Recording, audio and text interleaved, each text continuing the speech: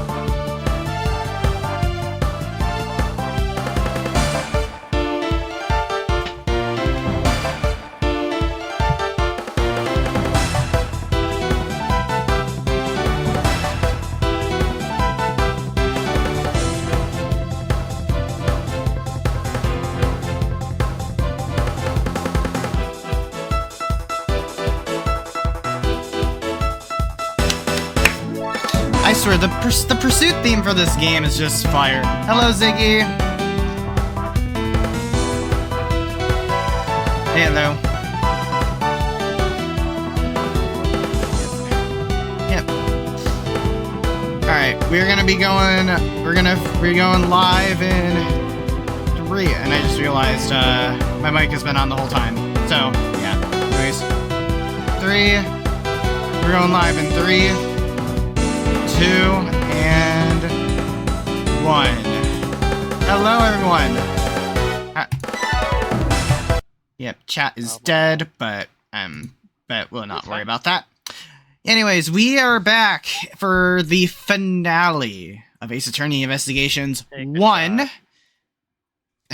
course, take a shot every time we say it once and for all. It's the end or whatever. It really is this time. For real. Yeah, we're intending to finish the game tonight. For real, though. Yeah, it has been... Last week was one of the most wild... Objection, DJ Foxy is too cute to do the crime. I'm not cute. And hello, Lunar Starlight 21. Welcome on into the stream. Hope you're doing well. Last week was absolutely wild. We discovered who was responsible for the murder in Babal, and it was none other than Callisto Yu, who turned out that the whole time she was Sheena. Yep. Yep. And she was a bunch of other stuff too. Yeah. Yep. Sheena was the one responsible for the murder over in Babal. And she attempted to kidnap Kay, and then Bad showed up, and it was revealed that her, Burn Faraday, and Burn Faraday, and Bad were all working together as the Yatagarasu. Wasn't part of the Yatagarasu. I'm talking about Callisto Yu. My name is Callisto. That joke is never gonna get old. But yeah, it turns out that the 3 of them were working together as the Yatagarasu, and now, currently, we are investigating the murder of Mask to Mask II over in Alabast.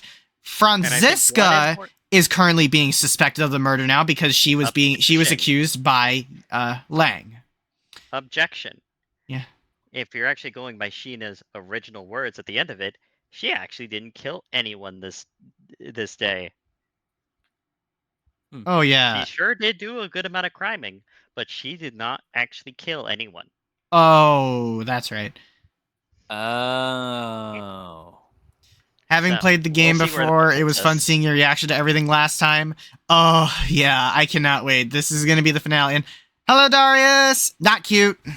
Rofi's the cute one. Remember, Rofi's the cute one. Oh. Speaking of Darius, I actually managed to convince him to play Promises to Keep because Darius is also a snow leopard, so it would be right up his alley. Like I am getting a lot of people to check out Promises to Keep. Like I'm trying to spread my news about the game to a lot of people because of how good it is. But we're not here to talk about Promises to Keep today. We are here to finish this game. Objection indeed, Lunar. Anyways, We're going to solve all crime right here, right now. Take a shot. Every single crime. Every one of them. Yeah. Anyways, take a shot. And let's get started. Woo! Yeah. Nice. Alright, I gotta get the game audio working because this game just does not like to... OBS does not like to cooperate with me sometimes. Anyways, here we go.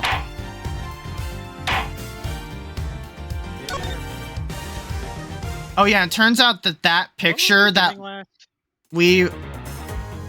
Oh yeah, we're cross-examining Lang right now. Alright. Alright. Time to get started then. Well, time to get back to it. Go. So Babal's statue was draped in the Yatagarasu's clothes and then shot over here. Even if you fired the arrows from the side, you wouldn't go far with a statue tied to them. Oh yeah, that. I don't think I need to tell... Wait, let's try again. I don't think I need to tell you that the Prima Duck statues didn't sprout wings. You're a realist, after all, aren't you? Hello, Boxer Fox. Welcome on into the stream. Okay, for context, Lang it was explaining what happened in the photo. If we have it, yes. We're trying. He was trying to explain to us what happened here in this photo that Lotta took. We believe that the Primiduck, one of the statues, was tied up in some clothes, and then it was fired over to the other. It was fired over using the crossbow on the wall over there. Crossbows are. That sounds kind of dumb. Yeah, crossbows though are granted though crossbows are very strong. So, yeah. Anyways, the Primiduck statues didn't sprout wings. Of course they didn't. Glad you understand. I feel much better already. I was afraid for a second that you were unaware of that critical fact. It's only crucial because you're under the belief that wings are necessary to this equation. What? You need to free your mind a bit more and let it fly like a bird on the wind. The Primiduck statues flew, but not on a wing. Allow me a bit of your time and I'll explain this mysterious phenomenon to you. Yeah, do not underestimate the crossbow. Never underestimate the crossbow. Okay, so... I think I'm gonna press this. Hold it! But that incredible scene just happened to have been caught on film, resulting in this photo. Ah! And what an incredible scene it was. This photo was taken by a freelance photojournalist, right? Yes, so I hear. And not every photojournalist is known to be honest, right?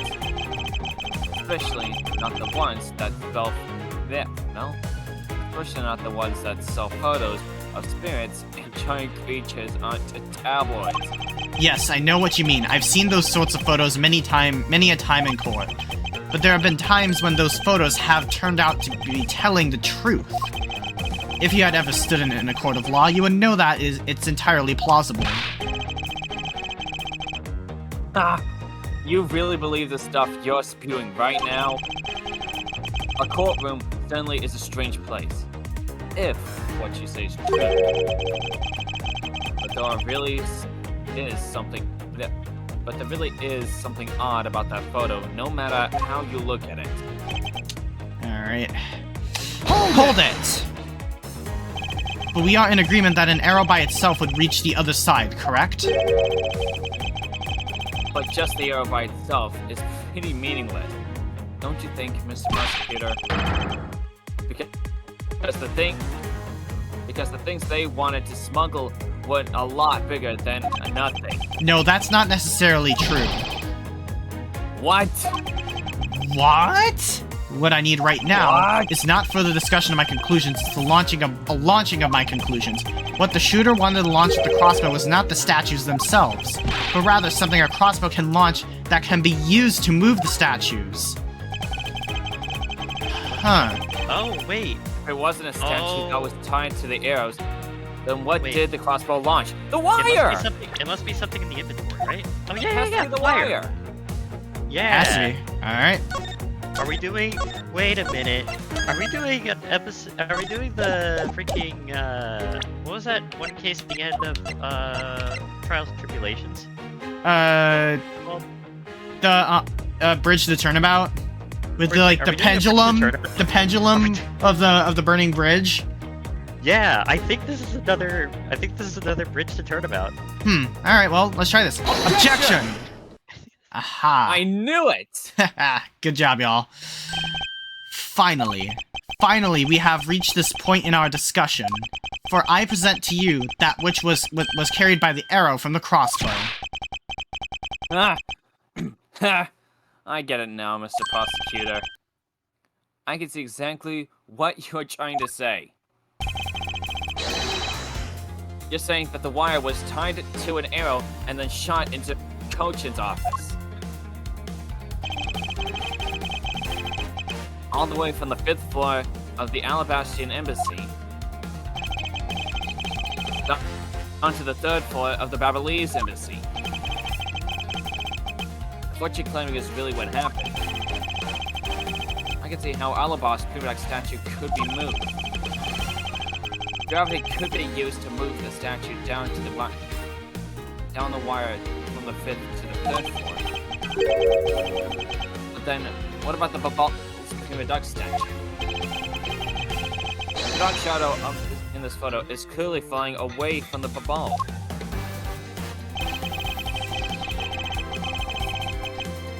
Going in the opposite way of gravity from the 3rd floor of the Babalese embassy up to the 5th floor of the Alabastian embassy.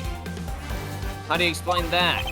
Aha! I think I finally see how the gears behind this whole trick work. Agent Lang, the motion used behind this trick, I wonder if perhaps you have yet to envision how it works in your head. Motion? What motion? This is the motion that was employed to smuggle the Babal's Prima Duck statue. Rotary motion. Alright. Okay, it's like a rotary. Yeah. I believe it was done via rotary motion. If the two statues were transported simultaneously... Not so fast. Simultaneously, get real. The statues would collide somewhere. Objection! Objection! Did I ever say there was only one line of wire between the two offices? Ooh.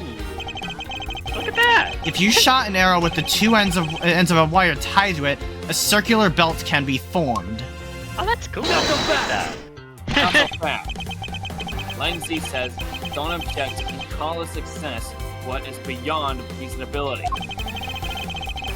Taking into account the tension difference between the two wires, the top one would sag too much to the point where the statue would collide. Objection!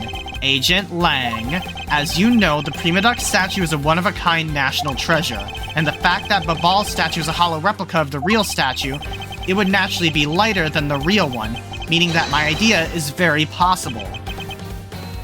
Langzy said, That's that. I can agree with that. That's 10 out of 10. Well done, Lang. Here's what I believe happened. Miss Yu and her mystery co-conspirators set themselves up in the two different rooms. The co-conspirator bridged the rooms by shooting the two ends of the wire down on one arrow. Then the two of them covered the statues and proceeded to transport the statues. After the switch was completed, another arrow was fired, carrying the other end of the wire down to Babal, where it was to be disposed of. And to do that, Miss Yu hid it inside the grandfather clock. QED. What does that mean? Something. Moving on. Okay.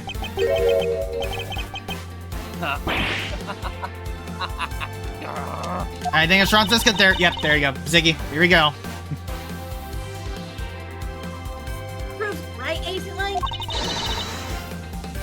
That I'm not the killer? not yet, sis. I still haven't had my dessert yet. Right, Mr. Prosecutor? The proof is in the pudding, as it were. Pudding is a nice dessert. Rather filling. So, do you think you can do it? Can you prove that what you said is what happened? Because remember, if you can't, I'll be taking a certain someone back home with me as a souvenir. I agree that as long as there is no proof, my hypothesis remains just that. However, what I have laid out is no mere hypothesis, for there is one more piece of evidence. One The more. fireplace. This should be interesting. You think you have a piece of evidence that will turn your hypothesis into fact? Well then, let's see it, Mr. Prosecutor. Alright.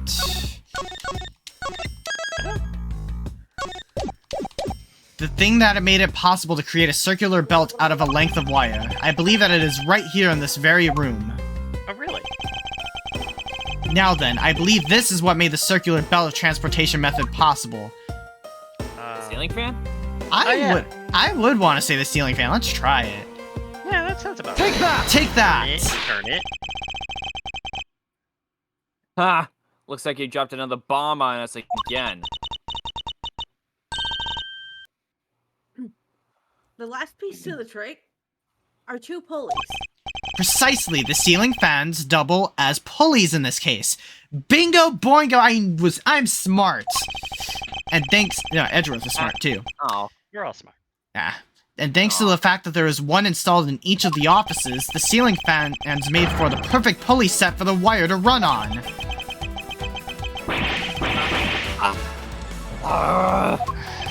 This must be it. This is how the smugglers bypass the impenetrable security. That just makes it better. You really are something else. I bet you figured it all out already, haven't you? You know who the big hotshot that set up this real-life stage show is, don't you? The person who set up this rather large and complex stage show needs to be someone who has had foreknowledge of the existence of a ceiling fan in both the Alabastion and Bobolese offices, and that the passion flowers as support stakes could be used as arrows.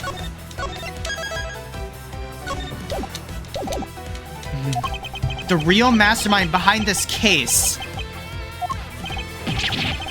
Well, don't you dare make this wolf wait for his food. What? 10 pounds, Edgeworth. A little far away there, Ziggy.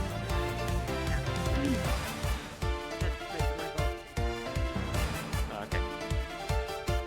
If you can't say who it is, why don't you present something like you always do? A single point of the finger here in this case will explode into an international incident. However, it's already too late for me to stop the forward momentum. It appears that I have no choice now but to rush in. There's a piece of evidence that will point us to who the mysterious mastermind is. The bullets, right? Because they were because the plants, right? Because that's where we last saw them. Yeah, probably. Take that! This smuggling could not have been possible without the use of the crossbow. Furthermore, the arrows that were shot by the crossbow were plucked, as it were, from the flower box in this very room. They were planted so long ago that the passion flowers had time to grow so big that Miss Von Karma didn't even notice the arrows when she visited this room today. On top of all this, the fact that the culprit knew that both offices had ceiling fans tells us that the person has very detailed information on the embassy's layout. So as you may have already guessed, the person I am accusing of hatching this plan is the person who grew the flowers in the flower box with the utmost care. Thus, it can only be you, Quercus Alba!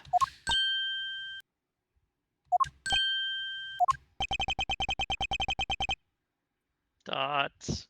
Many dots. Are you out of your mind, Miles Edgeworth? I'm certain of what I am saying, and I am sure that he is the culprit.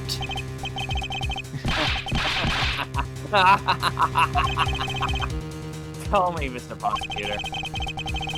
What was the ambassador trying to accomplish by doing all that stuff you just outlined? Why in the world would he need to use a trick like that? Oh, very easy. I understand your need to doubt me. However, there is one thing that stands out to me as very odd. Just one thing, huh? The one single end result Ambassador Alba sought to obtain. If we were to examine the focus of this complex trick, I believe we will finally find the answer to everything. Everything will become clear once we examine this piece of evidence. The statue, right? Which one? The alabaster one. Alright. Take that! I would fully understand the reasoning had the situation been the reverse. However, to go through the trouble of swapping the real Prima Duck statue for the fake, I sense a very shady reason for such a bizarre action. And who better to ask for that reason than King Prima Ducks himself? I see. Ambassador, we'll be examining that statue now, with or without your permission. I have a lot of dots. The candy. Oh, hey! Handprint. These are Mr. Cochin's fingerprints. The fact that they're on here suggests that this statue once belonged to Babal. And K. You can do K as well. Alright. Ziggy. So it was smuggled from Babal to Alabast, huh? Why was there a need for them to smuggle it in? Alright, so what's up with the... Is there anything on like the top corner? With his sword drawn like that, there was an aura of valor and bravery around King Primadux. So cool standing like that with the sword stuck in the ground in front of him. Maybe I should try and come up with some cool posts with my shuriken or something. I'm seriously beginning to think that her real goal in life is to become a ninja. Hey, Mr. Prosecutor, there isn't anything particularly odd about the sword, right? No, not really. I suppose we should examine a different area of the statue now. The top part, I guess. Anything up there? Oh, with a shield.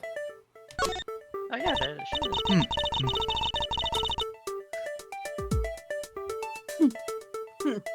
This guy looks kind of like the Steel Samurai, don't you think?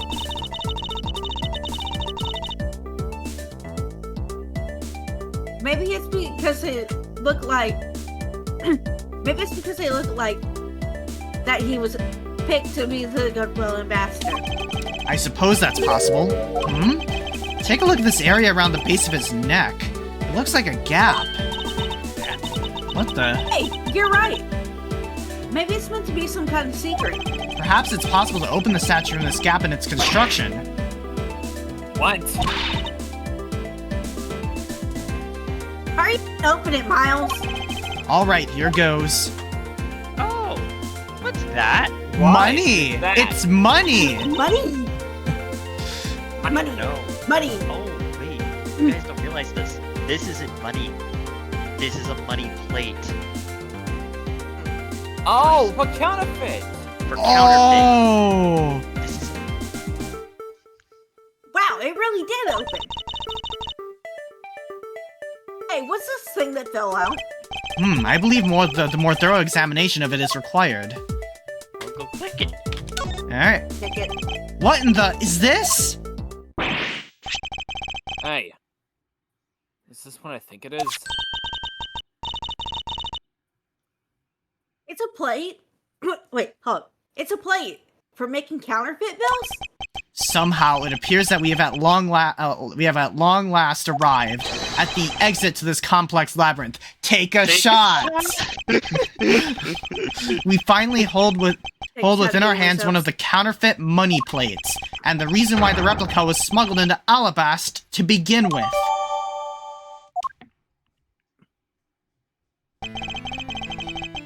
The Primadux statue can only be handled by the ambassador or the secretariat, and the replica is nothing more than a hollow shell covered in gold.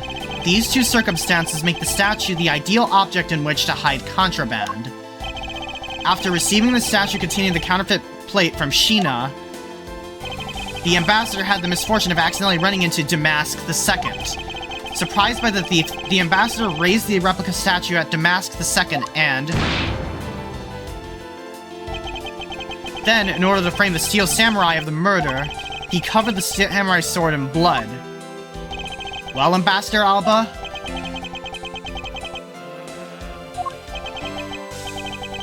You're the leader of the smuggling ring.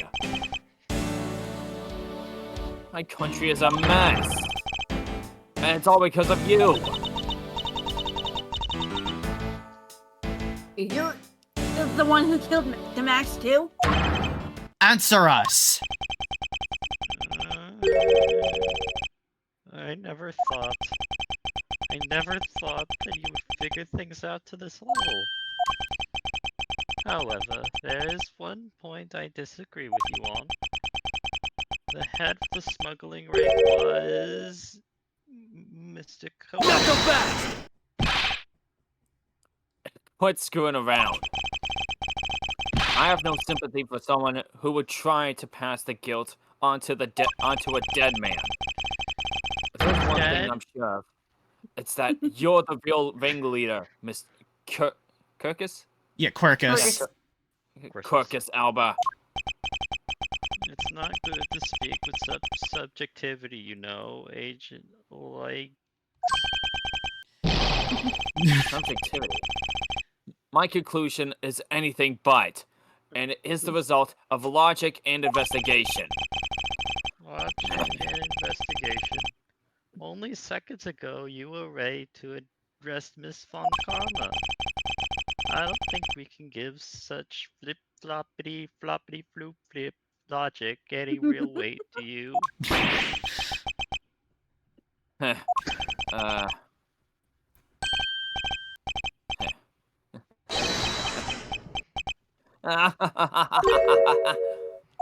Question mark. Question mark.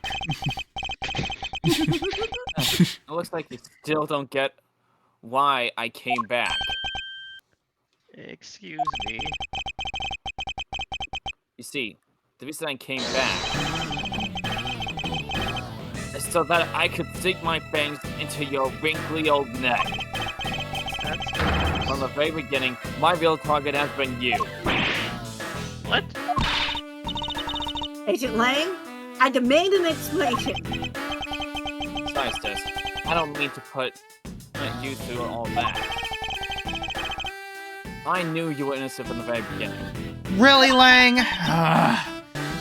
You did? He's a jerk, but I still like him. I knew that this whole incident had been meticulously planned and prepared for. So naturally, and the occupant of the room, Ambassador Alba, seemed the most suspicious. But without the ambassador's permission, we couldn't get in to take another look around. Ah, so that's why you put on this big show to accuse Franziska of the murder. Using Franziska as the bait, you were able to gain us entry and investigative rights. Yeah, if I hadn't done that, I doubt the ambassador would have given the okay to poke around. So that's what all this was about? Very well, I'll forgive you. For now. But in exchange for using me as bait, you will take the responsibility and help us find the truth. Agent Lang, for giving me such a great opening, I thank you. You know, I just knew Mr. that somehow, if we were able to find some proof by investigating this film, that you would be able to figure out the real culprit with your special brand of logic. Heh, the evidence detectives collect combined with logic of a prosecutor, that's just as it should be in a prosecutor-detective team, right? Oh, next one. I don't know about all that, but one thing I do know is that I am itching to see that old man get what's coming to him. Oh, you're quite scary when you want to be, aren't you? Hey, you were the one who's planning to use me to push all the guild onto the Six. But unfortunately for you, you misjudged me. Agent love of my life, I wish for you to stop trying to intimidate me. What we need right now is evidence and proof. I wonder if you have what is necessary to prove that I am the head of the smuggling. Objection! Don't be such a sore loser. If you really are the head of the smuggling ring, then you should acknowledge your crimes with dignity. For one, everything is sore. And for second, dignity? That is nothing more than a fool's insincere display of strength. Oh, he just uses her word against her. If you really wish for me to acknowledge my crimes, then I would like to first see some of this thing you call evidence. I tell you, I knew nothing, really. I didn't even know a counterfeit plate was hidden inside the store. Objection! You swapped a real statue that vested in your country the authority to rule for a fake. It doesn't make any sense that you didn't know anything. Doesn't make sense. Welcome to Ace Attorney Investigations. Where doesn't it make sense? Can you prove that it doesn't make sense? Ugh. He's really got us. He's turned the entire situation against us. Thoughts? The proof that Interpol has been after which points to this man as the ringleader. If we can somehow find that proof now, then we can see to it that justice is finally served. Is there nothing I can use to break this case wide open? Oh wait, we were given some, right? The trump card and the videotape, yeah, we got them from Bad. Yeah. With those two items, we might be able to finally bring this man down. Take a shot.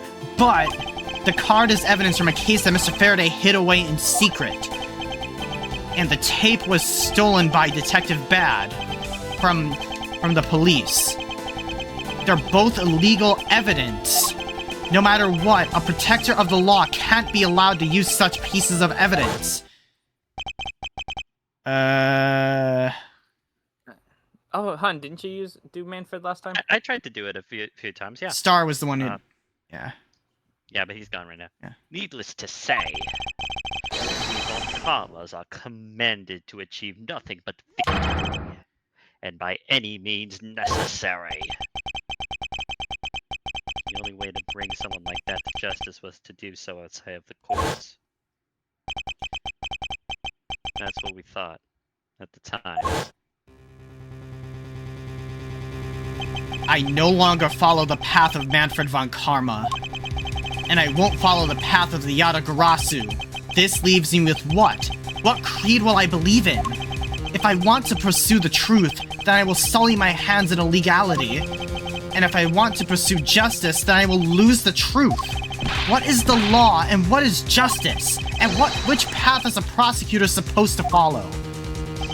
That choice is one I must make by my own hand, here and now. Oh. I say use it. Oh my... He spent that much time doing it. Might as freaking well. I don't even... Okay, Sinbad told me last week that this game does not have an alternate ending.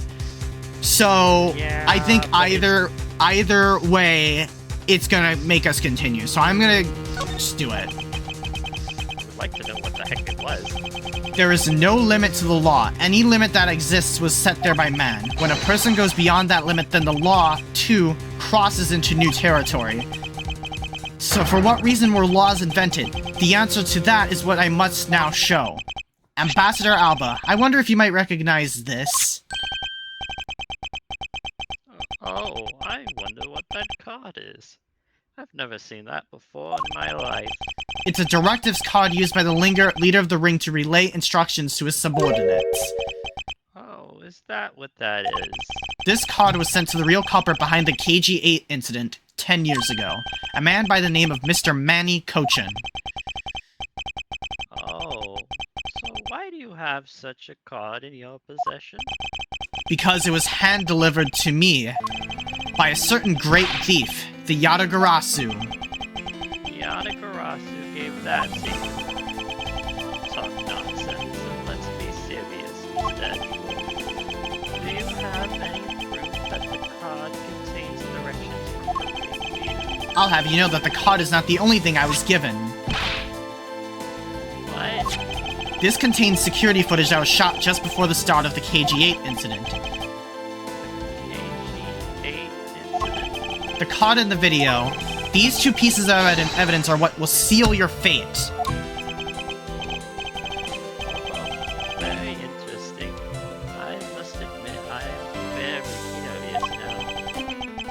Very curious indeed in these case-deciding pieces of evidence you presented.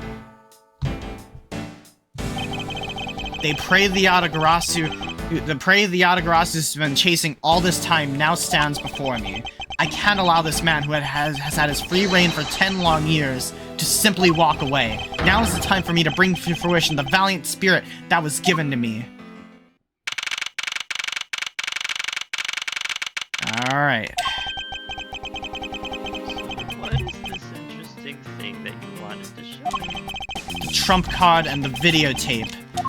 These two pieces of evidence together make for the ultimate hand, and this is where the real meaning behind Detective Bad's words will be realized. Detective Gumshoe. Got it. Should I do it? Or... Yeah, go for it. Okay. Yes, sir. What you see here is security footage shot just before the KG-8 murder occurred. From this footage, we know that the card is a directives card from the smuggling ring. This is the section that proves that the card was used to relay an order. Well, I guess. Probably. Take that! As you can see, Mr. Cochin is holding the card in his right hand. I see. The killer is indeed holding the exact same design. But that card is one you have. Because they look the same doesn't mean that they are, does it now? Ah, but there is a very easy way for me to prove that they are, in fact, one and the same. All we have to do is simply take a look at this. The blood? I guess we'll just look at the front. The blood? I was about to say that. According to the Detective Bad, Ambassador Alba's directive cards bear the mark of a three-legged raven, or in other words, a Yatagarasu. I suppose this mark was the inspiration for their group's name, the Yatagarasu. Yeah. Alright, well, then the blood. This dark red bloodstain, yes, this is your proof. Proof that the orders on this card were played out in that terrible tragedy. The blood belonged to the victim of the KG-8 incident. With a bit of DNA testing, we can very easily verify this as a fact. If you have no objections, then I'd like for you to take a look at this next piece of footage. This car that passed by in front of the victim's apartment building, it's an official Kodopian government car. What? Detective Gumshoe, if you can please magnify the footage. This area of the footage directly links the smuggling room with Kodopia. In his pocket. Yep. Take that! Yeah. The shape of this pocket and the directives card in it, it tells us that without a doubt, this person in this car is Mr. Cochin. You can also see his face very barely. The license plate on the car was also captured by a security camera, and with it, we can easily find out who was sitting in this car on that day 10 years ago. Which is why I can say with confidence that you were riding in this car on that day.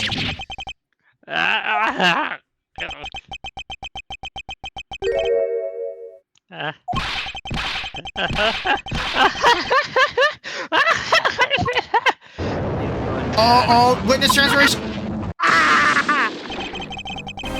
You've done Holy well, boy, to make it this far. Oh my god! Transformation. Further, about your claim that I was riding in the car at that time. That's going to be mighty difficult to prove. Look at the butt. Look at the bag that's there. Yeah, how so? The Principality of Kodopia no longer exists. So naturally, all records from that time period also no longer exist. That arrogance. What he really means is he's already erased all traces of them. Are we finished here, boy? The only weapon I have left to me now is this piece of footage. There must be something badge. here that I could use against him. Yep, badge. That's it. Take that! What the? Ambassador Alba! Yes, what is it? You were once an army man in the service of Kodopia, and it was you who made the many missions you participated in successes, correct? Why the sudden backhanded praises, boy? Although, to be sure, the brilliant medals on my breast were awarded to me during the era of Kodopia.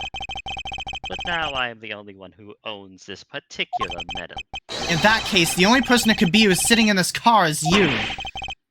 How'd you figure that? By the medal captured here in this footage. It is clearly the same exact medal as the one on your chest. What? Oh, Bro, his bro, face his is- face is cracking! He's like a statue! What the heck? This is how it will be, but I won't Does look anyone have back, any plastic? for this is the path I have chosen.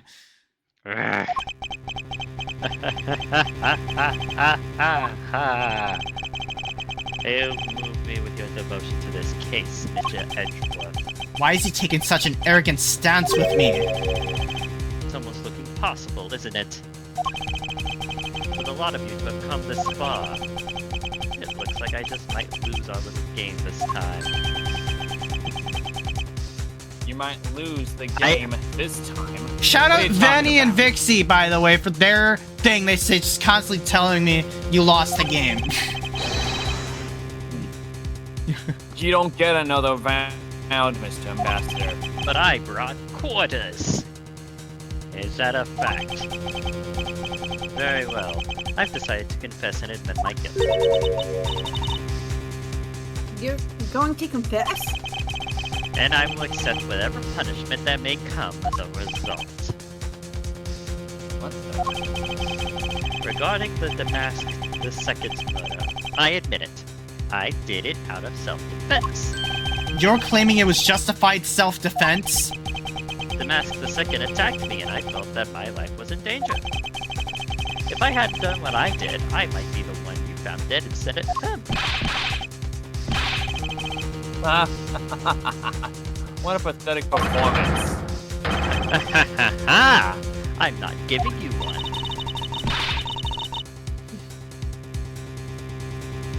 Wow, you two really know how to laugh at inappropriate times. If you wish to claim it was justified self-defense, then we will need some evidence. Always the evidence with you, isn't it? But if that's what you require, I'll prove it. I'll provide it. That man left a mark on me when he was attacked. What? I don't particularly want to show it off, but this is proof that it was in self-defense. I'm an old man, and sometimes I don't pay enough attention when I should. But Damask II... No, no, it didn't was give Francisco. That a was Francisco. single That was weapon on his Francisco. It's body. Francisco. Oh, Yep. But Max II didn't have a single weapon on his body. High five? High five? Okay, No, hold on. It's nothing to get worked up over, because I hid the weapon. you hit it? Concealment of evidence! I'm sorry, but as you know, a murder is a murder, even if it is in self-defense. I couldn't let it become public, seeing how I am an ambassador. This is the weapon you seek, my special bonsai trimming shears. That mean that if he was trying to murder you, he wouldn't have that. That's not his weapon. What the heck? He'd be hiding it anyway. Yeah. It's covered in blood. Get a DNA test on that, why don't you? It was trembling quite badly during our struggle. But that's when he grabbed the shears that was sitting in my office and attacked. So you can see, it was an act of self-defense. Is he right, Mr. Edgeworth? Since he has both a wound and the weapon that caused it, it's enough to declare it so. Okay. No, wait. Oh, which reminds me, I guess there's still one more accusation I need to resolve. Smuggling and counterfeiting. Unfortunately, all of that is my secretary's doing. I had no knowledge it was going on. Not so fast! Not so fast. Stop spewing nonsense. You're trying to throw my investigation under the bus in your desperation. If you want to get real honest, everything in this case can be connected to you. The murder of sorry, stuttered. The murder of Damask II was done in self-defense?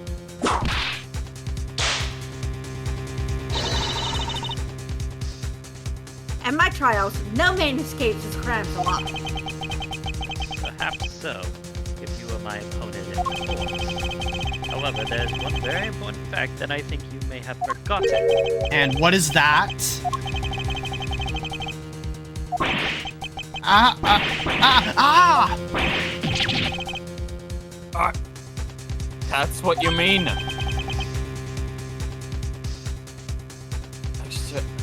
Extraterritoriality. That's right. This embassy sits on what is effectively Alabastian soil. So any trial that is to be held will be held in Alabast. Therefore, the crime I just admitted to will never be tried in your courts. Agent Lang, what is Interpol's stance on this? Agents investigate. That's our job.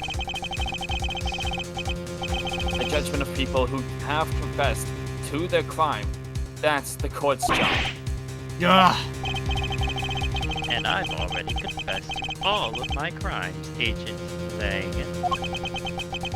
Furthermore, by the very nature of my position, I have full extraterritorial rights. These rights are effective even on your country's soil. Therefore, no matter where a crime may take place, I will never stand trial in one of your courts. That arrogance and your expression. It's nothing like the face of someone who is ready to accept the consequences. Don't tell me you have your own country's judicial system eating right out of your hand. These crimes you all speak of so seriously of. To me, this has all been nothing more than a game. You may chase me out of this embassy with your accusations, but it's no big deal. Alabast has numerous other embassies in other countries around the world. All you would accomplish is you would change the backdrop of our little game. These 2 layers of protection that extraterritoriality provides him. This is why he is one of those who cannot be brought to court. You see now, don't you? I live in a whole different world than you. Now, if you'll excuse me, I need to go and fetch your eviction papers. Oh my god. So nothing we can do? Oh my gosh. Another to be continued. Okay, this next one has to be the last one. Take a shot. Okay, take a shot at my gamer subs. If you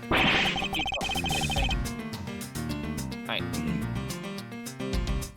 can't believe it, sir. Extraterritoriality? Yes. And Alright. Yes, and there is nothing we can really do about that. In the end, we didn't have enough authority to bring him to justice.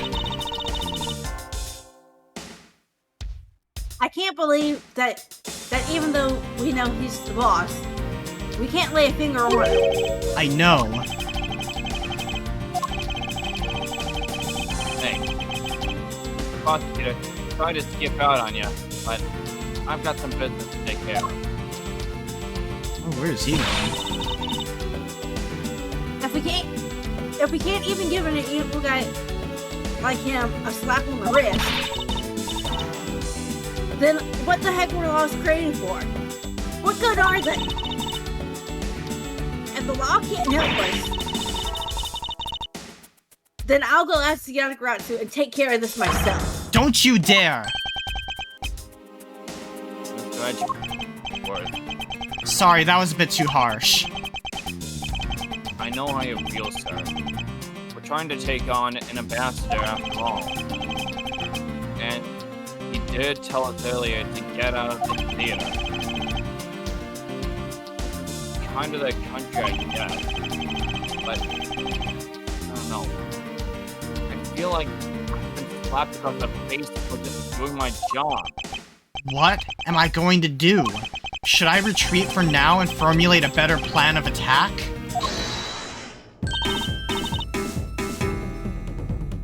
Come on, everyone. We can't give up yet. Okay. I want you to think about something for a sec. We've never let up for even a second.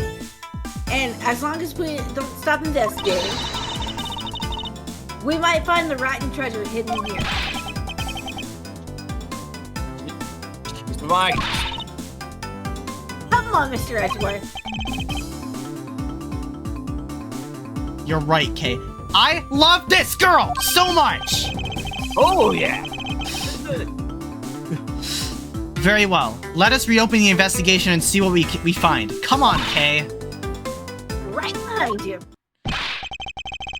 Okay, then I'll go check out Babal a bit more, sir.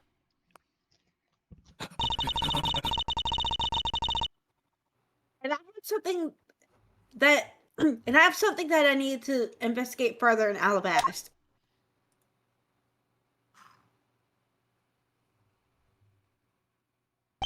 How she's getting in is beyond me.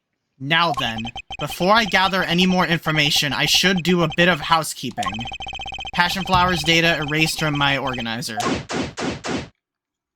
Begin investigation. Ambassador Alba seemed agitated over something. Guess there's something... I wonder why. There are two special circumstances that surround the ambassador. First, the embassy itself has extraterritorial rights. If something happens on Alabastian soil, we are unable to legally prosecute him. Cool. It sounds like embassies are a perfect place to steal whatever you want. And murder Damask II, run a smuggling operation to make counterfeit bills, apparently. But I thought all counterfeiting was done by Mr. Coaching and Bilal. Yes, apparently he used the embassy's coupon printing press to do it. But it's the same story over there anyway. Babal also has extraterritorial rights. Which brings me to my next point, the ambassador's extraterritorial rights. Those rights are effective even in our own country. Really? No matter what happens, he can never be tried in our courts. He retains some very special rights indeed. Basically, no matter what wrongs he may commit, we can't bring him to trial here. I guess we really don't stand a chance, do we? We might stand a chance if we can somehow nullify either one of his special rights. Well, okay, so hear me out here. Here's kind of a logic thing that I'm going with here. So, we have also other bits of info. Number one, there were 2 murders here. Yeah. And number 2, he's admitted to one of them. Yes. And the other thing is, apparently, you didn't kill anyone today. So, if that's the case, then... Wait, can we go here? The ambassador killed... If he killed the other guy over there, if he killed Manny Cochin on the other side, bingo. Yeah. Alright. Oh yeah. Anyways, who wants to do the guard? Hello, welcome to the embassy in Babal. I'm sorry, but I don't really need to enter your country at this time. Wait, what? Right now, for a limited time here at the Bubbly's Embassy, we're offering a very special experience, the Terrifying Fire Ashes Tour. So how about it? Shall I sign you up? We're fine, thanks. We have an investigation to run. Alright, I guess we're going to... Oh wait, the picture. Hey look, the picture. Oh. This was taken just before the 2 ambassadors gave their bouquets to the Steel Samurai. Wait, is it just my imagination? Or is there something in this picture that I've seen before? It's the missing piece! It's the missing... Oh yeah, look, it's in the flower. Oh! Is that the knife? That might be the knife. I won't rest... Yeah, we know, Edgeworth. You will not rest until you inspect every suspicious-looking nook and cranny. Yeah, oh yeah, that's right. Wrong button. It appears to be a bouquet of Persian cyclamens and roses. Wow, you even know the exact species. I never would have figured you were an expert on flowers. Ugh. It's all because of those flowers that old lady sends me every month. Just look at me. I sound like some sort of botanist. So, what exactly is this yellow flower here? That one, I'm not sure. What? You don't know? As far as I recall, I have never seen a flower like this before, but I feel as though I've seen this shape somewhere before. Alright, well. Yep, well, let's connect it. Where is the thing? Eureka! Does this piece of evidence be related to this photo somehow? Huh? Well, nope. I don't think it's related though. Dang it. Okay, maybe I jumped the gun a bit. Should it be the knife, maybe? It should have been the knife. Yeah, the knife. I guess so. Again, we heal because we're investigating right now, so. Yeah, it's just one of those things where it's like, Eureka! the other thing. Babal's national symbol is the butterfly and Alabast's is the flower. It would appear that someone is employing the old hide a tree in the forest trick. What are you mumbling to yourself about? Wait, what? The handle of this knife. Yes, it's the handle that was supposed to be on the blade that killed Mr. Cochin. The weapon that killed him was carried through the Theatrum Neutralis in the very bouquet that Ambassador Alba was carrying. The flower motif. It looks like one of the flower petals is missing. And take a look at the weapon itself. It's missing the exact same petal. Then the knife in this photo is most definitely the same as this murder weapon.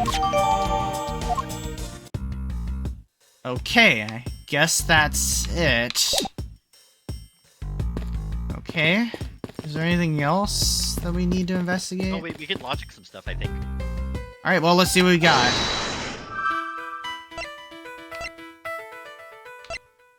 Can we? I don't know. Something.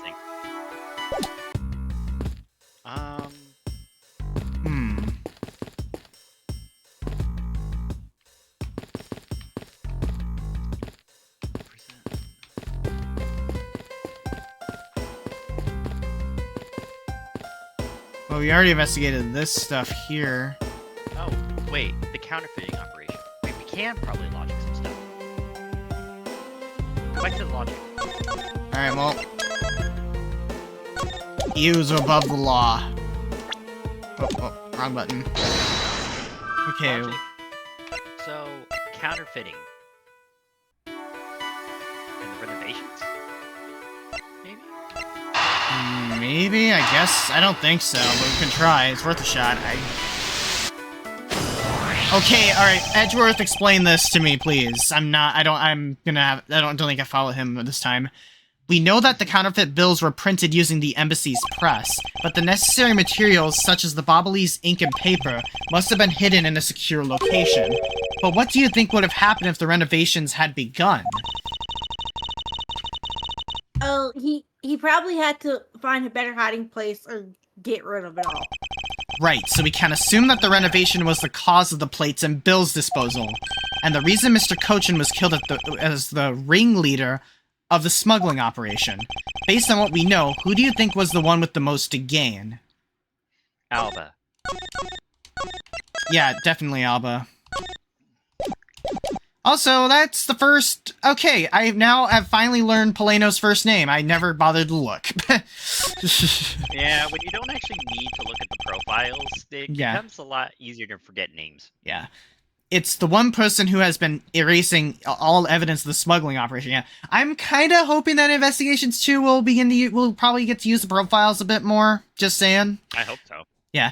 In one person who has been erasing all the evidence of the smuggling operation from both embassies, the co-conspirator who is mopping up, Ambassador Alba. Ambassador Alba had a very strong motive to kill Manny Cochin. And there we go. I guess so. That might be it. It could be it. Makes sense. Yep. The cause of Ambassador Alba's agitation, the rotten treasure we may find, and the motive for killing Mr. Cochin, Miss Yu said it herself that she didn't kill anyone tonight. If we were to take her words at face value, then the reason for the ambassador's nervousness can only be one thing. He didn't want us to discover the real circumstances under which Mr. Cochin was killed. Then you mean Ambassador Alba's real killer? I thought the two of them were friends. Maybe they were, but what if Mr. Cochin was the one who first betrayed their friendship? Oh, I get it. Wasn't Mr. Cochin pushing really hard on Mr. Polino?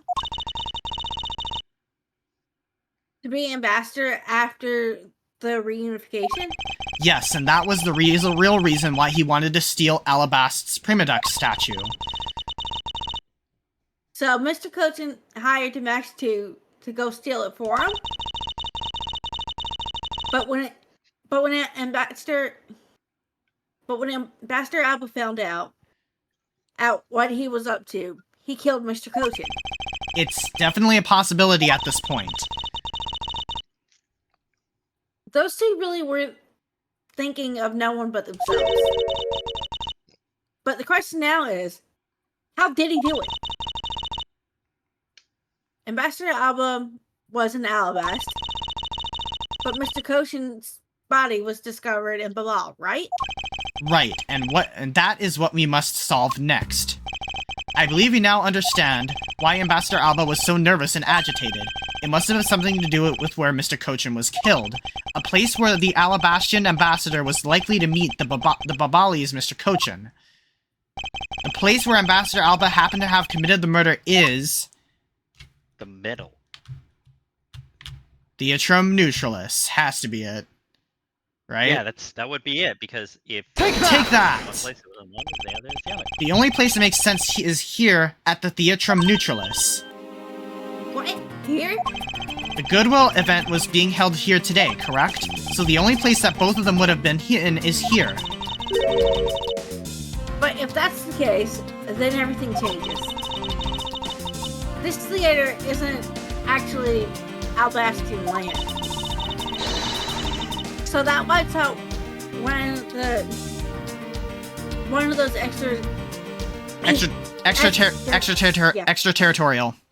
extraterritorial rights, yes. It makes logical sense, in which case, if it is a reason for us to investigate further. So, what should we check out? Let's see. I believe we should check the immigration records for both Alabast and Babal post-haste. Babal's records should be easy to obtain, however the problem will be Alabast. I wonder if they would allow us to see their records despite the order to vacate. Objection! Nope, we got Franziska though! Oh, She can help. How did... I'm one step ahead of you, Miles Edgeworth. My girl! Franziska. Here, the security footage from both Alabast and Babal. You would do me well to take a look at the contents. Franziska! Coming in to save the day. You move fast. My company strives to be perfect in every way. It's not in my nature to keep on retreating like this. I took the liberty of looking over the Babal investigation reports as well. From now on, I will make no excuse to back down or say that we can't solve this case. I'm sorry about earlier. We won't be beaten. Because my cute little subordinate is going to try his very best, isn't he? Oh my... Hasn't she patronized me enough already for a lifetime? She called Nope. Edgeworth cute! Okay. So this video contains footage of from Alabast's immigration screening area. I really hope there's something in here we can use. Alright, well, time to go to the TV for the third time. TV time. I imagine the guard is also looking over, like, Okay, Alright. 522, Quercus comes in. 523, Steel Samurai comes in. Which minute's footage should I examine? 523. What's up with the cart? Well, that's just the Steel Samurai with his child, but The bottom. but of course, knowing Larry's luck, something might have happened. Yeah, that weird lump at the bottom of the doll. See that? Doesn't something about this lump strike you as odd? That might be the other statue, because they swapped it. Maybe. Huh. Isn't it supposed to be this shape? No, there's clearly something odd about the bulge. If only we had the push card itself, we could compare that and confirm my hunch. Next, let's check the footage from Babal's security camera. I hope it shows us something good. 525. There wasn't a single sign of a suspicious person or anything. That right there is the contradiction. No? Did I miss something? You didn't miss anything, because there was nothing to miss. However, what is missing is the image of Mr. Cochin entering his own country. Oh yeah.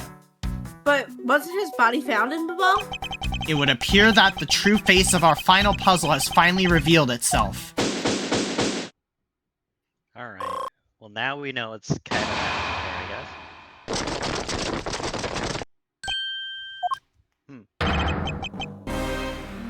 guess. Ambassador Alba! I thought I'd ask you and your group to vacate the premises, Mr. Edgeworth. Actually, I thought I should let you know that this theater sits on my country's soil. Had your fun, and I've enjoyed our game. I dare say that you've even achieved a new high score. However, once you recorded a score, that same game can never be replayed again. Do you understand what I'm saying to you? Your game is done, and it's game over. Game over, man! 25 cents to continue. No! Objection!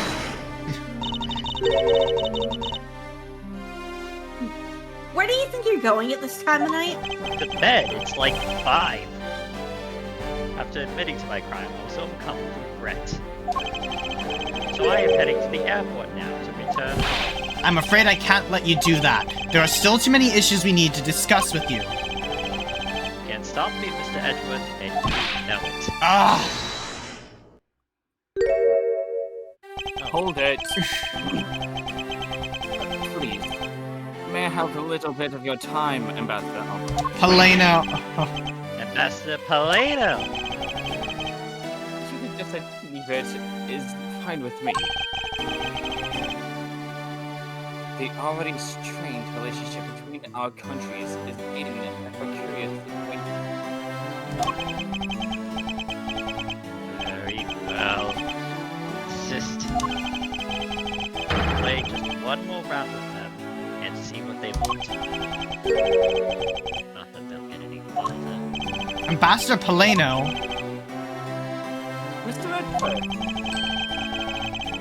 I wish for normalization of relationships between our two countries. But there is one person standing in the way of that dream. I believe that you'll do what's right. Thank you for your vote of confidence. High five? High five? No. Alright. No, Now then, no one likes what was you. it? What was it you wanted to ask me about? I do have a flight to catch after all, so I'm afraid I'm going to have to limit you to just one question. That's more than enough, because I only have one question anyway. I want to hear your alibi about how you couldn't have killed Mr. Manny Cochin. Oh, I see.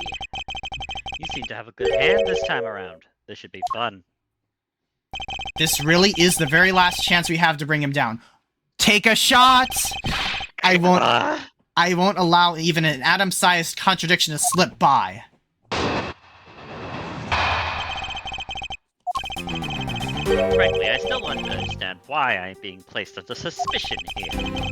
Under your hypothetical scenario, Mr. Cochin and I were fellow smugglers. But to get to the point, I was in Alabaster the whole time.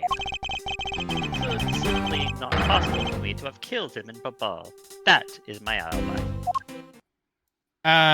You were in Babal, though. Because of the footage, right? So that is your alibi? That is correct. It's simply not possible for me to have committed a crime of Babal. Now that we've cleared that up, I appreciate it if you would move out of Hold it! Hold it! I said, hold it! What is it this time? I thought I told you I only allow one question. You did, but you still have yet to really answer my one question. What? Until you tell us the truth, I will refuse to budge an inch from where I'm standing. Very well. Get the steamroller. I'll play with you just a little longer. Miles Edgeworth, as my subordinate and representative of this country's prosecutors, Get up. You are forbidden to lose. Of course, that is something I've understood from the start. That guy's the one who ordered my father killed, isn't he? Yes, I believe so. The goal of the first Yadagratu was the capture of the smuggling rings leader. My father and Uncle Bad, their legacy will live on through me. So that's why we just got to catch him, okay? We will, I promise.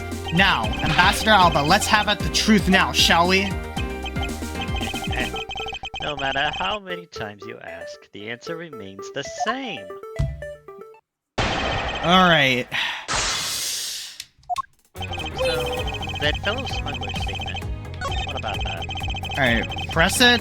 Yeah, Yeah. let's press it. Hold it! It's not a hypothesis. Earlier we proved it to be what happened. Well, let's leave that to one side for now. Because it doesn't change the fact that I have no motive. Oh, so you really had no reason to kill Mr. Cochin. Hello, Pika! Welcome on into the stream! If you want to suppose I had one, then why not? I'll indulge you. After all, this is nothing more than a silly game to me. Even if that's how you see things, I'd appreciate it if you would take me seriously. Sorry, I suppose you are in a bit of a pickle. Very well, the game is no fun if the playing field isn't level. Therefore, I formally claim that I have no motive to kill. Now, let's see you disprove it. How can he stand there looking proud when he knows he killed another human being? Well, I'm not going to stand by and just watch him get away with his crimes. I killed the thousands in the war. In that case, what motive would I have had to kill my co-conspirator? Whoa. Oh yeah, the statement. The statement? What was that note from Damask again? Oh yeah. Alabaster Prima Duck statue, 5th floor ambassador's office. Yeah, that thing. Yeah, has to be it. Objection! If you want to know, I believe you did have a motive to kill. It was because Mr. Cochin had betrayed you. But you had your own reason too. Namely, you wanted to pin the smuggling all on him. Evil begets evil, and because you were trying to test each other, it turned into this mess. Oh, that was an objection. You have a bad penchant for telling tall tales, Mr. Prosecutor. And if you're not, then I suppose you have some proof to support your argument. I never use guesswork in moving my cases forward. It has been proven that this note was written by Mr. Cochin's hand. Yeah, we're doing okay. Yeah, I'm doing okay. What about y'all? Oh, y'all doing okay? Yeah, we do good. Yep, yep. Alright. Shall we take a look at it?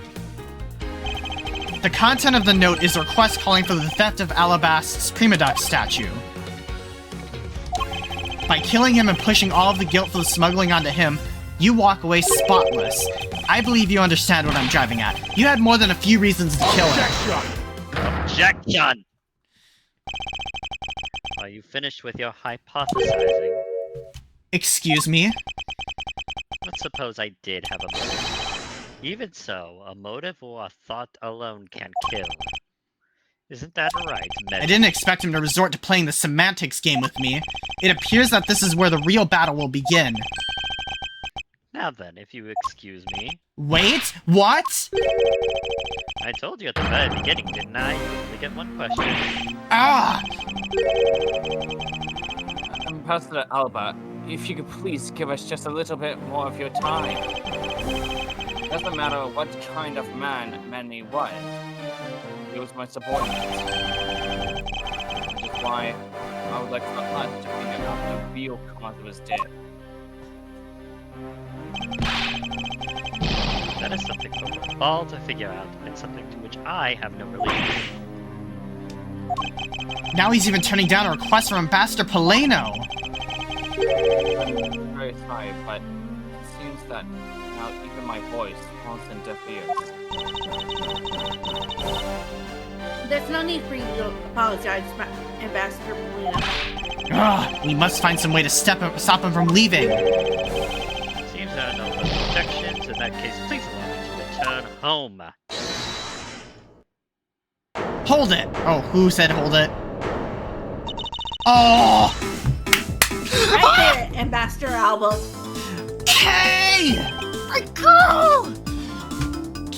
Kay? Like I said, Mr. Edgeworth, the Yatagarasu legacy will live on through me. Yes, but how do you suggest we stop him from leaving? You just leave that to me. Ambassador Alba, do you recognize this? Whoa, No, and why should I recognize that tattered old organizer? where did that come from? Wait, where have I seen that before? That is a clue. My father, is it pronounced Byron? Burn. I think it's Burn. Yeah, Burn. That is a clue my father, Byron Faraday, left for us. Wait, was that from the last case? Did you say burn Faraday? Mr. Faraday's organizer? Don't tell me this is the one from the second KGA incident. The one in which he wrote about the Yatagarasu's key. Kay, alright. Yes. Yes. Yes, the organizer belonged to the prosecutor you had Miss Yu killed 7 years ago. As much as I love Maya, Kay is quickly becoming my favorite assistant in the series. Like, for real. Holy crap. I have no idea what you're talking about. You say that like it was related to me. Inside the organizer, he wrote up every detail of every evil thing he did. What an amusing girl you are. That sort of trickery won't work on me. If you don't believe me, then take a look at this. And what is that toy there?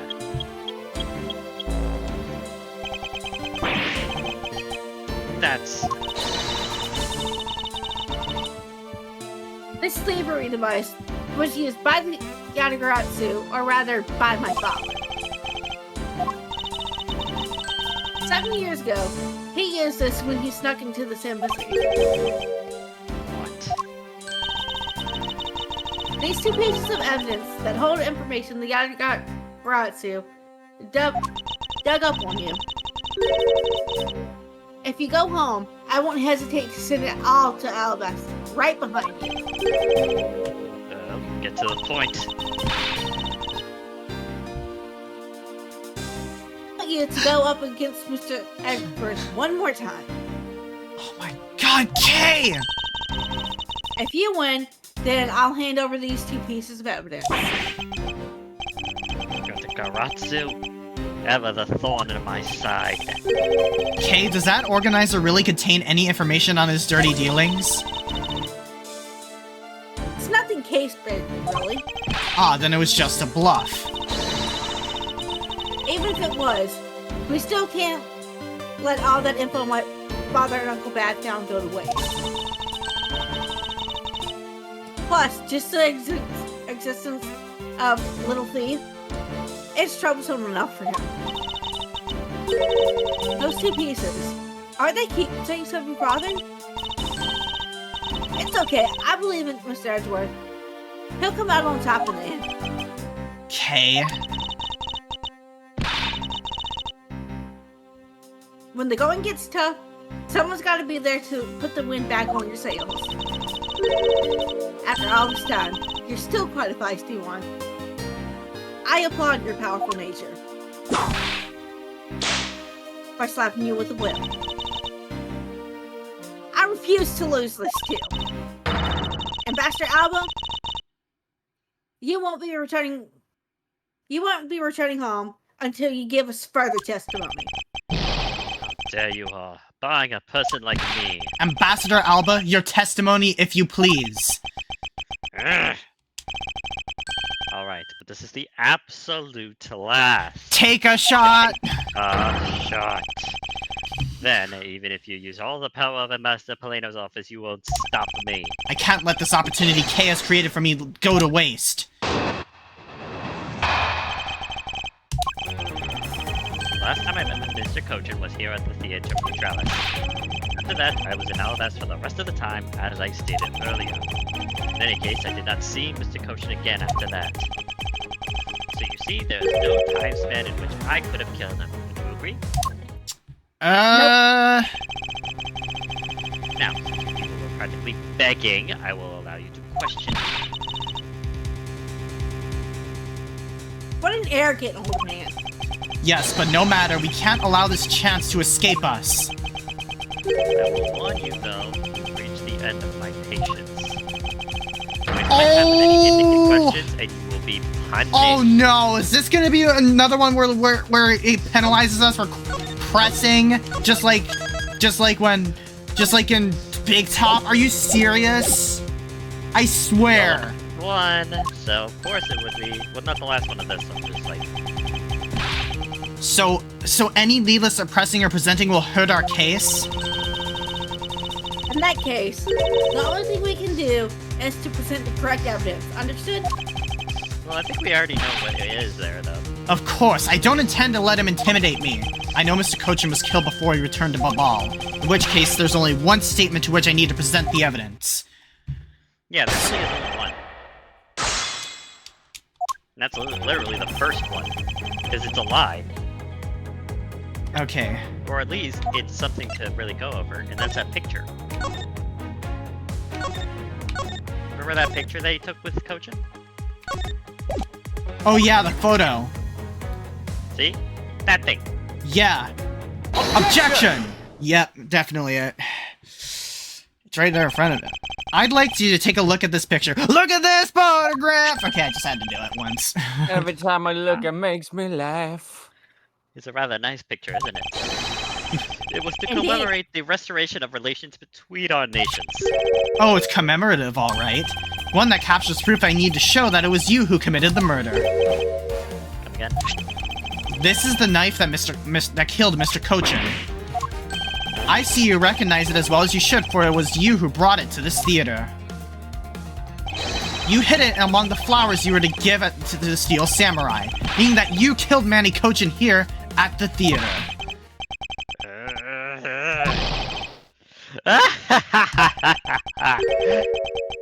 It's time for me to catch my... Objection! Objection! We're not through yet. Objection! It's game over for you, Mr. Edgeworth. But I thank you for the entertainment. Ugh. No matter how passionately you orate, the end result will still be the same. I won't be returning to this country ever again. That's right. This man is an ambassador, and he has extraterritorial rights. No matter how hard we chase after him, we won't be able to have him tried in court. Yes, that's exactly the face you should be making. The face of a worthless cur. No. Now then, ladies and gentlemen, I must bid you farewell. The courts. Is there no one who can lay a finger on this man?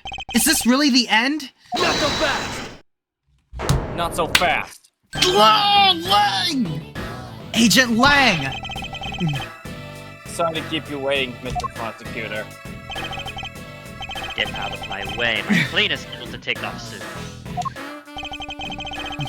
Sorry, but you're not going anywhere, Mr. Alpha. I'm through playing games with you people. You can't touch me. If you do, it would spark an international incident, Agent Delay. Sorry, but no, it wouldn't. What? Hey, Mr. Prosecutor. Good job on the foot down here until I got back.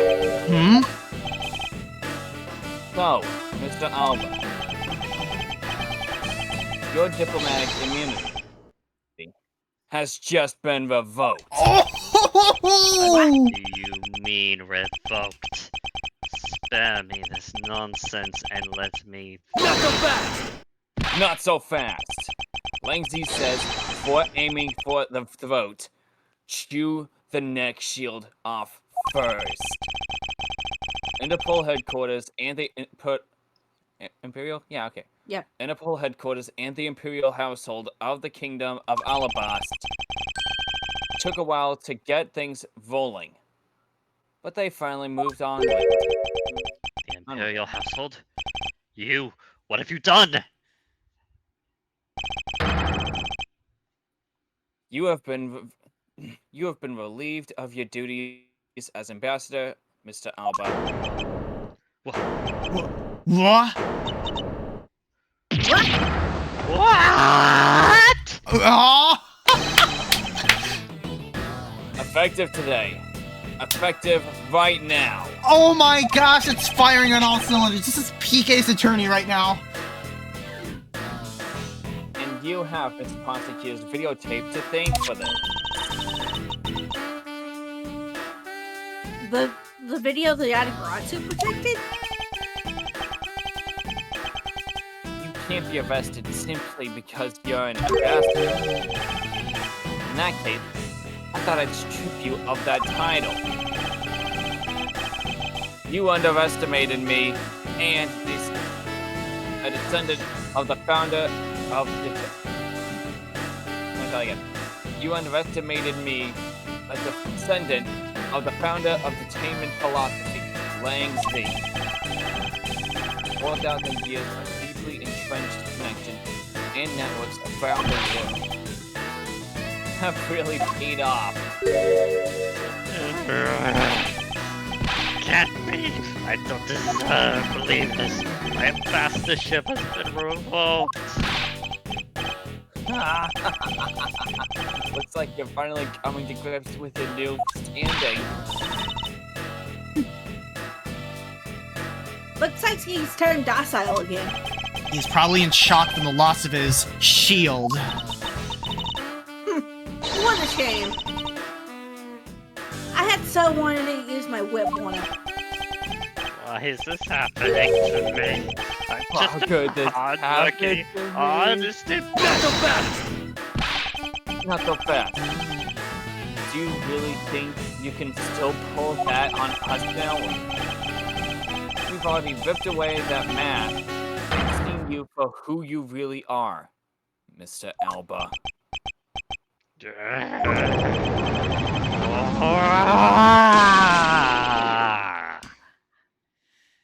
Objection! Objection! No, I won't be stopped now. He still intends to fight us? So what if I am an ambassador? You still don't have any evidence on me. The fact remains that you cannot arrest me. I expected no less from you, the boss of the smuggling ring. Well, the rest is up to you, Mr. Prosecutor. Understood. You say that I killed Mr. Cochin in the theater. But even if it's true that there was a knife in my bouquet, I left that bouquet in the theater. So anyone could have taken it out from there and used it right. Besides, the claim that he was killed here itself is odd. After all, wasn't his body discovered in the bar? Why you claim that I carried his body all the way over there? Preposterous! Objection! Objection! I'll be the one to prove whether it's preposterous or not. Ex-Ambassador Alba, are you ready? Because this is no game. This is war!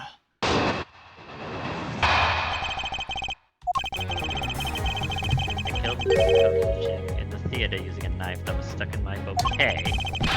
I left the bouquet in the theater. Anyone could have taken the knife out. Besides, Mr. Cochin's body was discovered in Babal, right? There was no way for me to have transported his body from the theater to Babal. Oh, then that... The lump cart. Poor Larry! Lump cart. Look, don't you had enough fun with me? You've already stolen my ambassadorship from me. Would you have me surrender? Not so fast! Not so fast. You have no plans to ever return to this country, isn't that right? Did you know that a bunch of your subordinates are seeking asylum because of you? As if I care. Hey, Mr. Prosecutor, boot this guy out of the embassy and we can finally end everything. Take a shot! I know, and I will give it my all to see that he leaves in handcuffs. Without the title of ambassador, he is just another witness. Yes, just another witness. Okay. All right, what are we waiting for? Let's get this guy. And get him good. I wonder if they understand that all I can do is present evidence to the testimony. Yeah, we're not... Well, the card, obviously. The card. Yeah, it's the push cart. I mean, like, literally, like... It's, like, very obvious. Yeah. Yeah, poor Larry was forced into transporting the body. Objection! Objection! So that's why it smelled. I thought that was a diaper. Actually, I do believe that there is a way to transport the body out of the theater. Perhaps you should give this a look. What is that supposed to be? It's footage from a security camera that captured the state of the immigration area. Should I congratulate you on getting your hands on it? Just letting you know that we're not the only ones watching your every move. Thank you for the warning. Now if you could take a good look at this section here. This lump here inside the push cart, do you know what's causing it? Should I? Because I don't. In that case, allow me to enlighten you. This is the cause of the unnatural lump under the cloth in the push cart. Kochin's body. Body, yeah. Yeah. No, wait. Take that! What is the meaning of this? Of showing me that? Hello, Silver. Not cute. Did we mess it up? No. It's hard to say the unnatural bulge in the pushcart is Mr. Kochin's body. You had the steel samurai wheel in his body away from the real crime scene. What a guess! But I wonder if you have any evidence to support it. I admit that for now it is but a hypothesis, however... If you can't prove it, then I'm afraid I must be on my way. I don't have any more time to play with you people. And I think that might be Larry. Oh no, it's Gumshoe! Hold it. It's telling it took so long, Mr. Edgeworth, sir. Gummy? Detective Gumshoe, is that the Steel Samurai's pushcart? Yes, sir. I found it in the opening stage area. So that's where you went. The detective spirits that Pops left me with. I thought I'd follow my gut and go with it, sir. Mr. Edgeworth, is this worth anything to the case? Yes, it just might play a major role in solving this case, Detective. But something isn't right. I thought that the entire samurai family was in Alabast. Where exactly in the open-air stage area did you find this pushcart? I found it just laying there at the edge of the stage, sir. Oh? Well, let's leave that for now and examine the inside, Detective. Yes, sir. Alright. What's in it? Blood! Oh. Yeah, I knew it! I knew there was gonna be blood in there. Hmm? I think It's blood. This must be Mr. Kochin's blood, which only goes to prove that Mr. Kochin's body was indeed transported by this pushcart. Come on now, dude. I believe you understand what this means, correct? You killed Mr. Kochin at this theater, and then placed his body inside the pushcart. And then...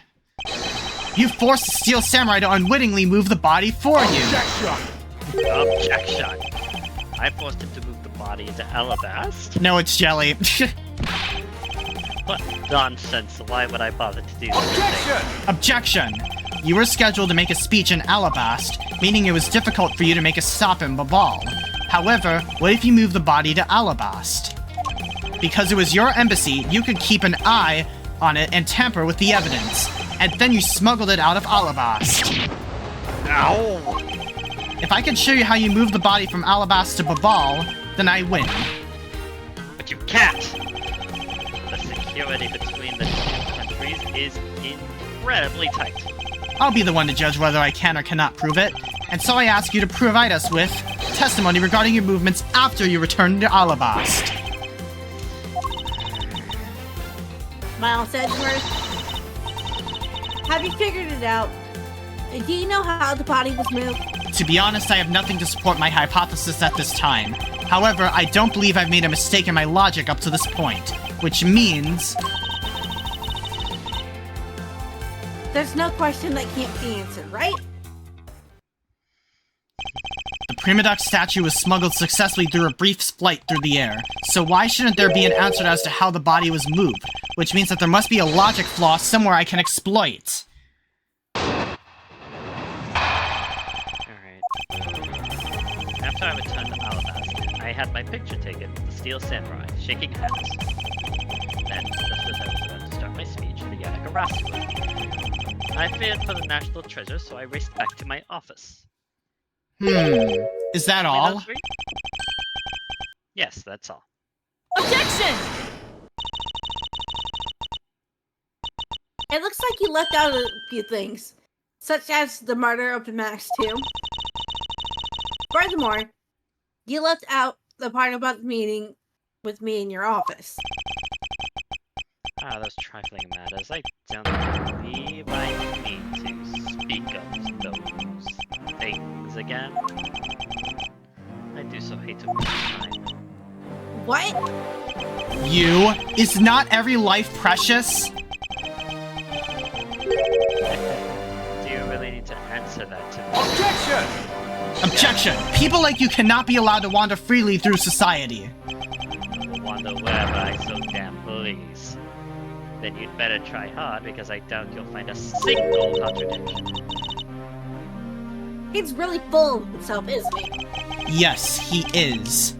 How can he be so confident at a time like this? Don't be shy. I mean, he only has like 3 statements, so let's just ask all 3 of them and see what happens. Let's Alright. say first. Yeah, I'm just gonna do it just in case, because I do know... There's no red bar there, you're good.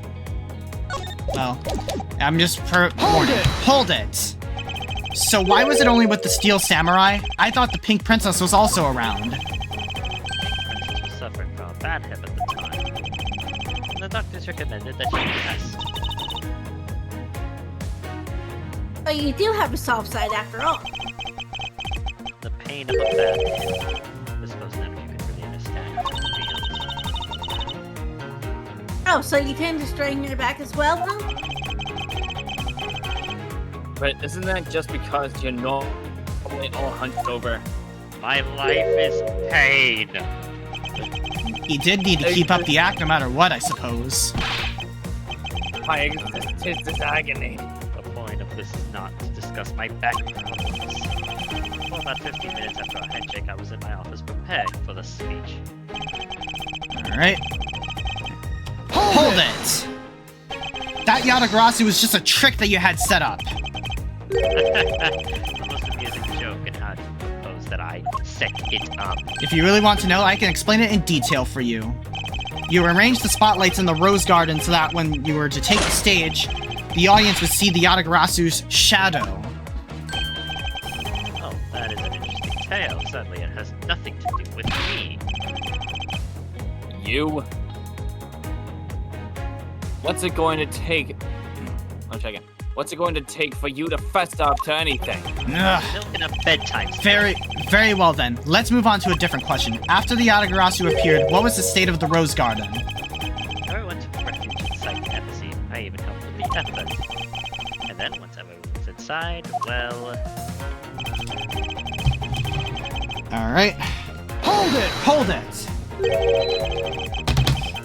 And what happened after you returned to your office? I don't remember repeating this, however. Upon my return, I had that stroke of bad luck and bumped into Mask Man. Shout out to Mask Man from the Pixel Partners! I gotta see his reaction to that clip now. And I don't want to keep on repeating this either. But his name was the Max 2. Cares what he was called. By the time he got to the Prima statue he was supposed to steal, it had already been swapped with a fake. Talk about it unlucky man. He bludgeoned to death with a fake statue. Get him! Miss Von Karma is really letting her whip fly now. Eek. I think the scary part is her silence while she's doing it. She must be at the limit of her patience as well. But physical attacks are meaningless here. Only evidence will suffice. Ugh. I can't find a single flaw in his arguments. At this rate, I won't be able to prove that he is actually guilty of anything. Let me finish here. Miles Edgeworth, can you not come up with how the body was moved to the law? Sir. Mr. Edgeworth?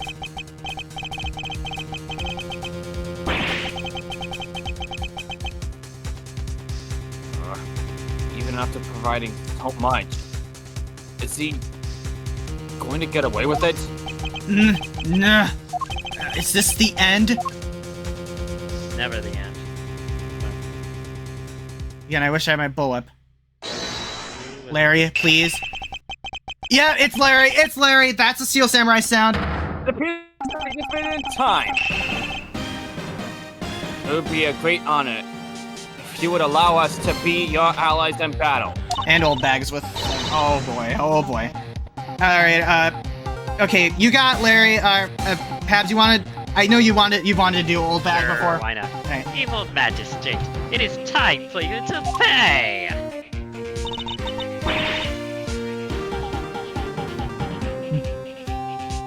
Wait, hold up.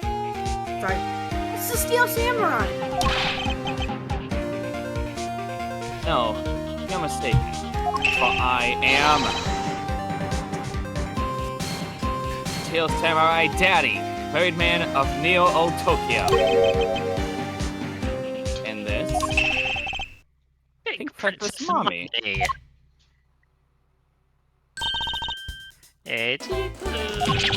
No! The two people I wanted to see the least. Hey, they're helping us out at least. Larry, what are you two doing here?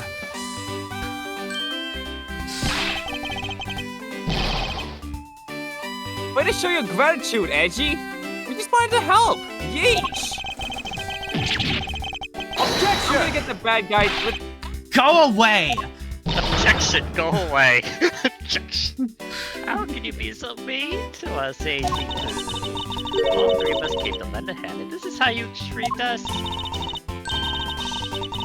Well, isn't this grand? And I see they managed to find the Iron Infant. Does that really matter right now? Pretty easily. Hey! Is it just me, or is the Iron Infant completely soaked? Oh, yeah.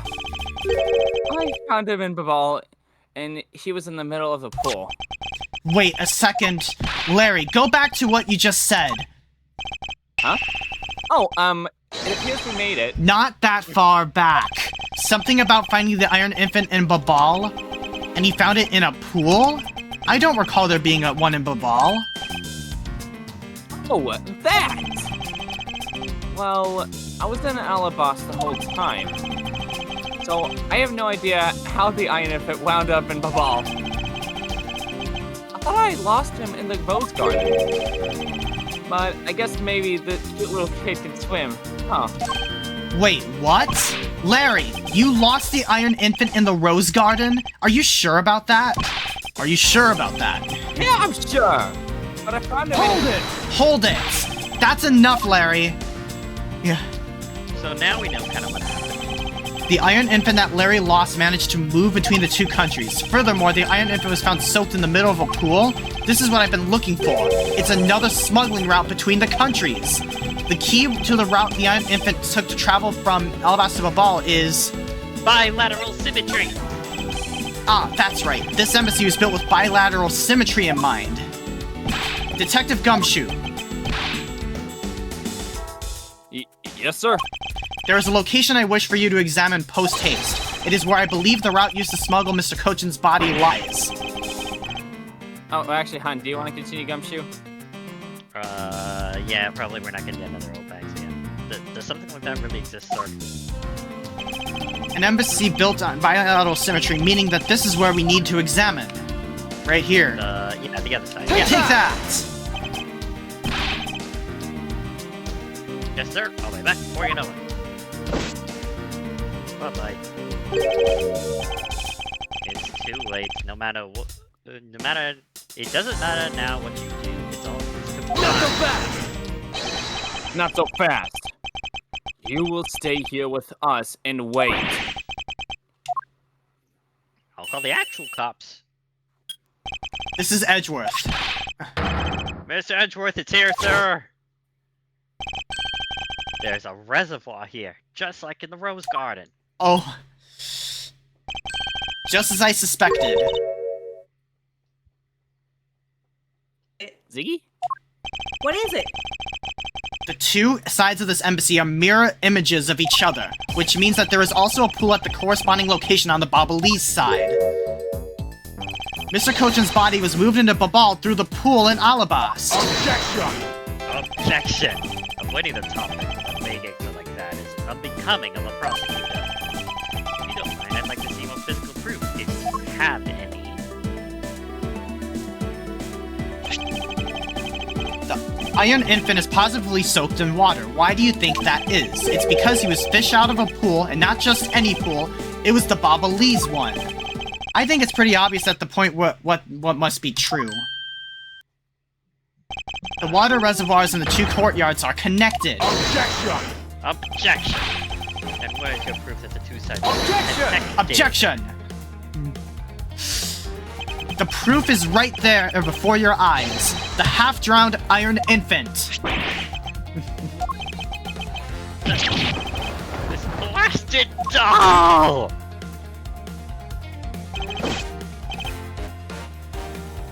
Mr. Edgeworth, I'm back. Hey. Don't tell me. You guys figured out everything out without me, right? We did, thanks to this hero of justice's son. Even if he's just a doll, he managed to help foil the Not so villain. fast! Not so fast. Hey, Mr. Prosecutor, look. I don't want to say this, but it's kind of likely that the body just happened to have passed on through to Babal. This guy's doll. He is small, so I can believe it made it cut. He has a point. Yes, that's right. I'm glad someone here understands. Mr. Edgeworth proposed that a dead body can swim through a pipe. You see, Mr. Prosecutor, our chance after this man is far from over. Agent Lang.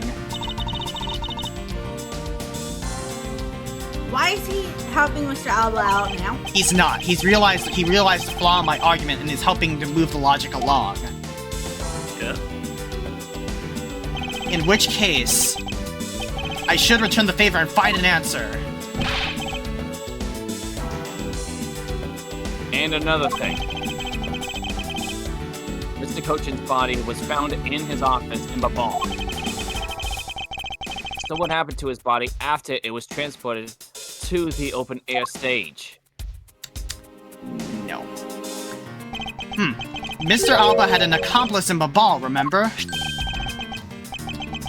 You mean Sheena, right? With her there, you can see how it was possible to move the body up to the office. Objection! Objection. Are you seriously claiming that she swam through the connecting pipe with the body? He's right. Machina would drown if she did that. It's hard to imagine that she swam through the connecting pipe. Looks like your hypothesis about how the body was moved is still being half-baked. In the end, it's all just the befuddled musings of an accusatory man. Now then, I believe you should give up and allow me passage. Because from the start, there was no feasible method of transporting the body. What?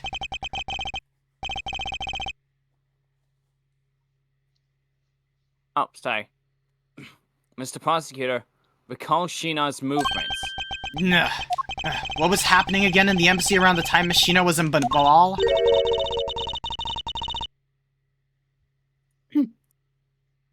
Now, if only there was a way to get rid of the water in the pool. Wait. I wonder how you would do that. Wait.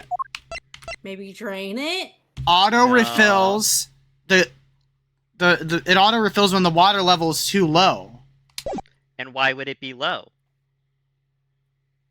Get rid of the water? Aha! That's it! Now, I believe this time we are really done. Alright? Objection! Unfortunately for you, it's far from over, Mr. Alba. You are a most persistent man. Are you saying that you thought of a way to move the body through the water? Move the body through the water? That is completely unrelated to how it was done. Excuse me? The reason I say that is because there wasn't any water in there at the time. What do you mean? There wasn't any water. Just what it sounds like. Tonight's events made it possible to drain the water, allowing the body to be moved. Fire. Think about it. Take that! How do you put out a Tonight, fire? the Yatagarasu set fire to a variety of locations in the Babalese embassy. In order to put the fires out, much of the reservoir's water was used. Of course, when the water was used, the reservoir's water level went down. If enough water was drained, the connecting pipe could be used to traverse the border. Objection. So what? The water level went down. The reservoirs were connected. Does any of this matter? You can't prove any of this. Pretending to be ignorant won't work with me. We both know what kind of situation we're in right now. Even in a game, there comes a critical, game-changing moment. A moment in which you hit a wall that you must overcome in order to beat the game.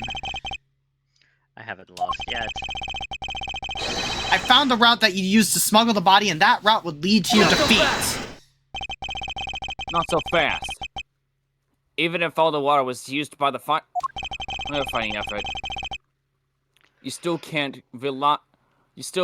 really call that a smuggling route. I know that.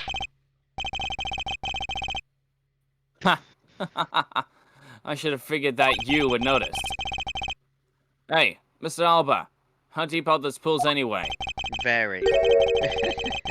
I'll have you know those pools are extremely deep. And there are no ladders or footholds along the walls either. It would be difficult for Sheena to hold the body and climb up out of the pool. Ladders or footholds are along the walls? There is no need for such things. What do you mean? If one were to use a certain something, they could go up or down in the pool at will. Oh? It looks like you've got an answer already. Well, what are you waiting for, Mr. Prosecutor? Enlighten us already. The way in which Miss Sheena and the body were able to rise up to ground level, if there was a way to control the water level, that could be the way the body was moved. This was used so that the body and Miss Sheena could move up and down in the pool. Now you're thinking the water spouts. Alright. Take that! Mr. Alba used the fountain spouts in a manner of speaking. Use the fountain spouts. How so? The water level in the pools can be controlled by opening and closing the spouts.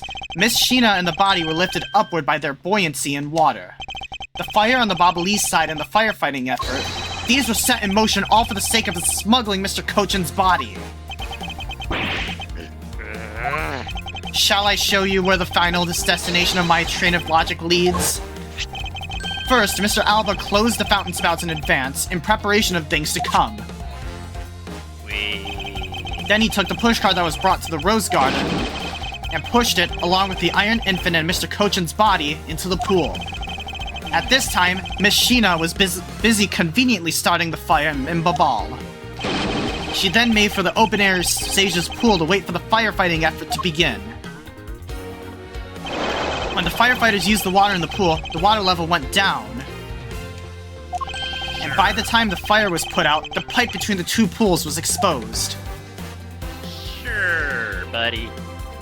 This is really complicated. This is when she pushed the pushcart from Alabaston to Babal. Once that was accomplished, Mr. Alba simply opened the fountain spouts once more. And up you go. Brilliant! And the water level rose up to its original level along with Miss Sheena and the body. After that, Miss Sheena used the pushcart to carry the body up to the Secretariat's office. There is an elevator in the embassy after all, so you see, even with her small frame, she could have easily transported Mr. Cochin's body. And that wraps up my thorough explanation of how the body was moved.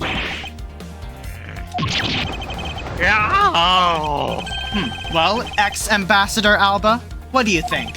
Not so untouchable without your precious extraterritorial rights to protect you, are you?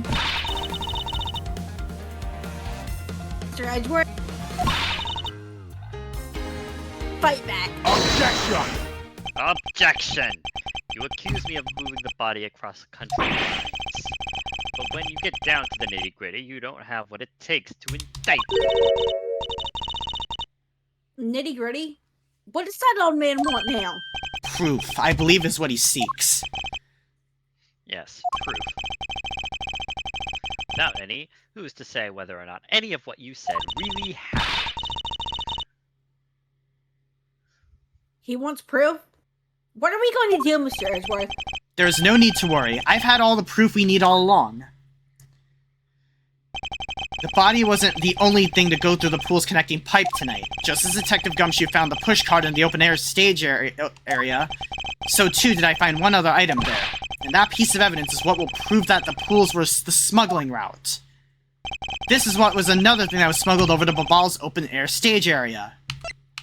The pick. Take that! And what exactly is this? You have no idea, do you? This little piece that I found on the Babalese side will be your undoing. A guitar pick. Would you care to explain how that is going to do me in, as it were? Much to your chagrin, perhaps, but this is not a guitar pick. What? This is something I found at the open-air stage which was transported with the body. I naturally assumed that you would recognize it since you took a photo with it after all. But since you don't, allow me to show you what this fragment from the stage area belongs to. The knife. Take that! Let us take a good look at the murder weapon that was used to kill Manny Cochin. On the handle of this knife, there is a beautifully blooming flower. However, it appears that it's missing a single petal. Now, let's see what happens when we try to fit this pick in that open slot. It's a perfect fit. I assume that the petal must have fallen off the flower during Mr. Cochin's murder. And then it was accidentally placed into the pushcart along with Mr. Cochin's body. Objection! That's an interesting story, nothing. Objection! Oh, I assure you, it's more than just a story. Because of some odd reason, this flower petal was wet when I found it. It was wet, you say? I forgot about that. Yes, and the only place it could have gotten wet from is the open-air stage's pool. Now I ask you, how did a part of the weapon in which was smuggled into the theater wind up in the open-air stage area on the Babalese side of the embassy? I don't think I need to waste any words explaining this, as the petal explains it all for me. It proves that someone went from the Rose Gardens and pool on through into Babal. Impossible! I'm sorry. The people of Zhangfa have been waiting to see you, face to face, Mr. Lola. I'll tell everyone back home we'll be here there soon. You should be happy. Why? Why? It's a little late to be asking that question. You should have known from the very beginning, when you took your first life. No matter how you may plot, or how you may try to cover it all up, you can never hide from your crime and what you've done. Because we're here to see to it that justice is served to people like you. Objection! You can't call when you've given up perfect arguments. You know, I don't think this guy is going to ever admit his wrongdoings, Mr. Edgeworth. Because he values himself above all else. People he can't negotiate with other people who refuse to admit when they've lost. I don't believe those kinds of people really exist because everyone breaks things. You're right. In that case, I have no choice but to use all of the evidence I have. I'll use it all until he breaks under the weight of his crimes. Mr. Alba, I request that you testify once more. Oh my god. 5 more times. Not 3. One more time. This will really be at the end of the line. A shot. Take a shot. This is the last section, though, I do know for a fact. You need to pee real quick, so mirror me. Alright. Alright. This is Okay. really it this time. For realsy. Yes. This has to be the last. Okay, I'm gonna... Should we take a little quick intermission though? Because I gotta pee too. Yeah, I'm gonna go get a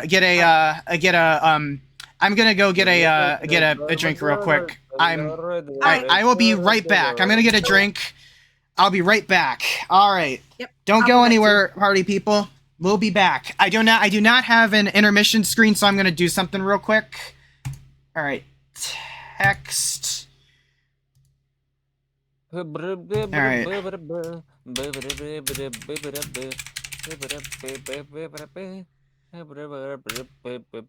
Yeah. All right.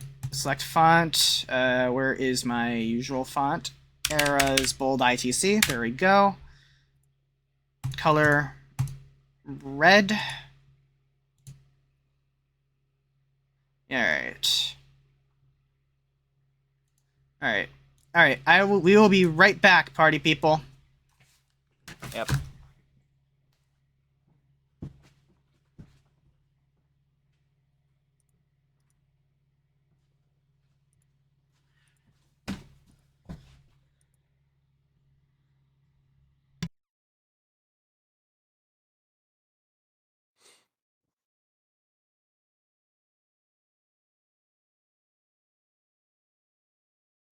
I'm also gonna get Snake. I'll be right back.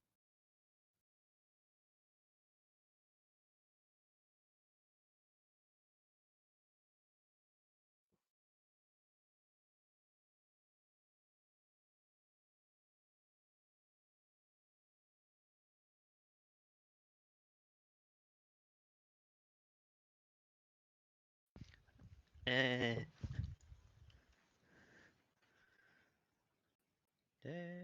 All right. All right. I have returned. I've got myself a Peebus or Pepsi. Pepsi. Pepis. Conquer methods. Yeah. That confused the crap out of me when my sister tried asking me that a bunch of times. If you just go up to someone random and say Conquer Beppis, turns out they don't really register what you're asking them until much later. Yeah. Yeah, anyways, how are y'all in chat doing? Unless all of y'all are lurkers. And if you're lurking, we appreciate you. Chatting. And, yeah, I'm gonna just give my thoughts about this case. This case is definitely in the same boat as Rise from the Ashes. It's a great, great case. Really good, really expansive. I love cases that just get deep down into the nitty gritty. But they definitely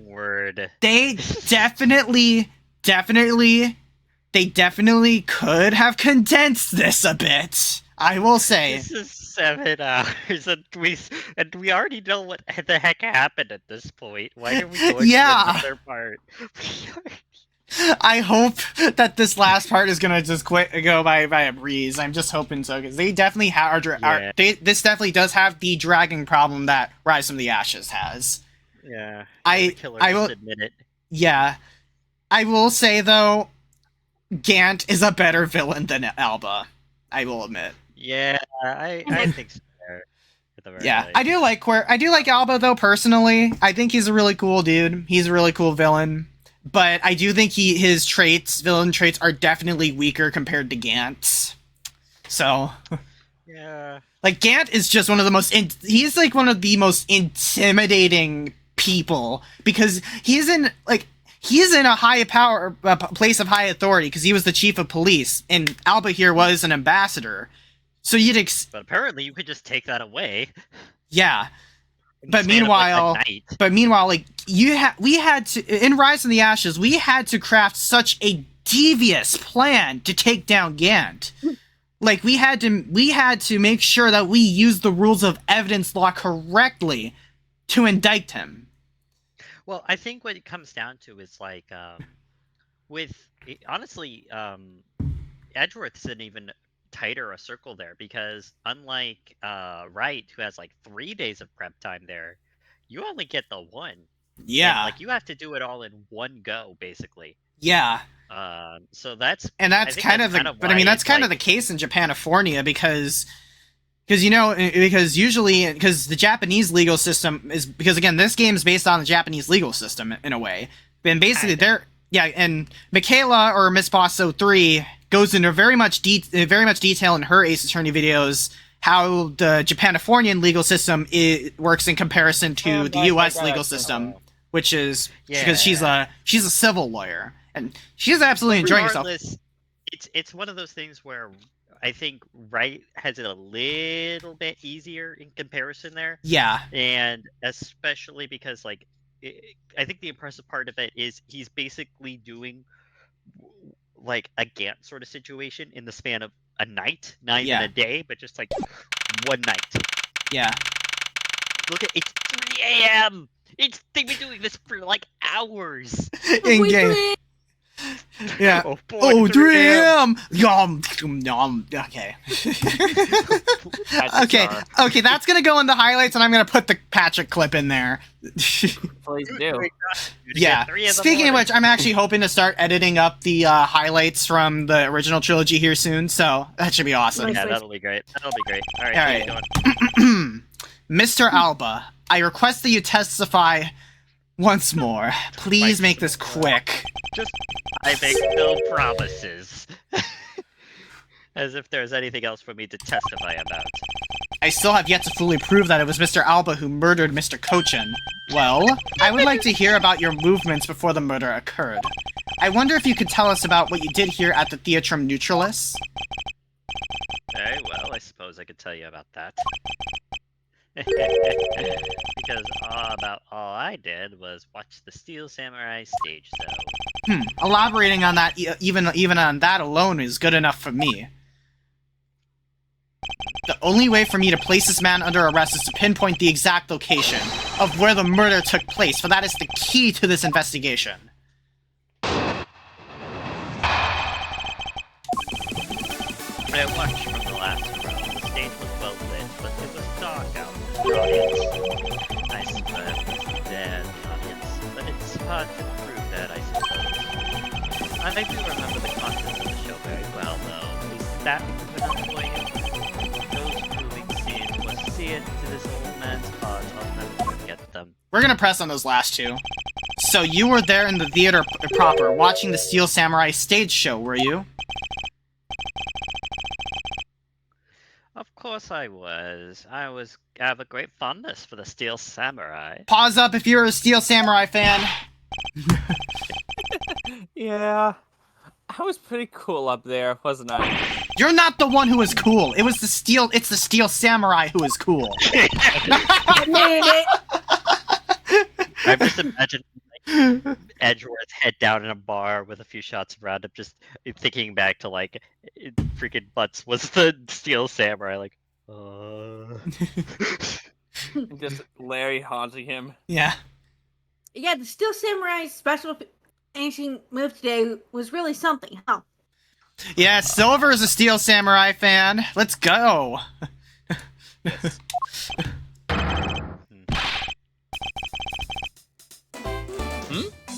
Hey, Edgy, who is she? Who's this girl? it took you the Not entire. She's been standing here this whole time, and only now he notices her. Her name is Kay Faraday, and she's helping me in my investigation. It took you the entire case to realize he was here. Sorry I didn't introduce myself earlier, but better late than never. I'm not kidding. Yeah, so, okay.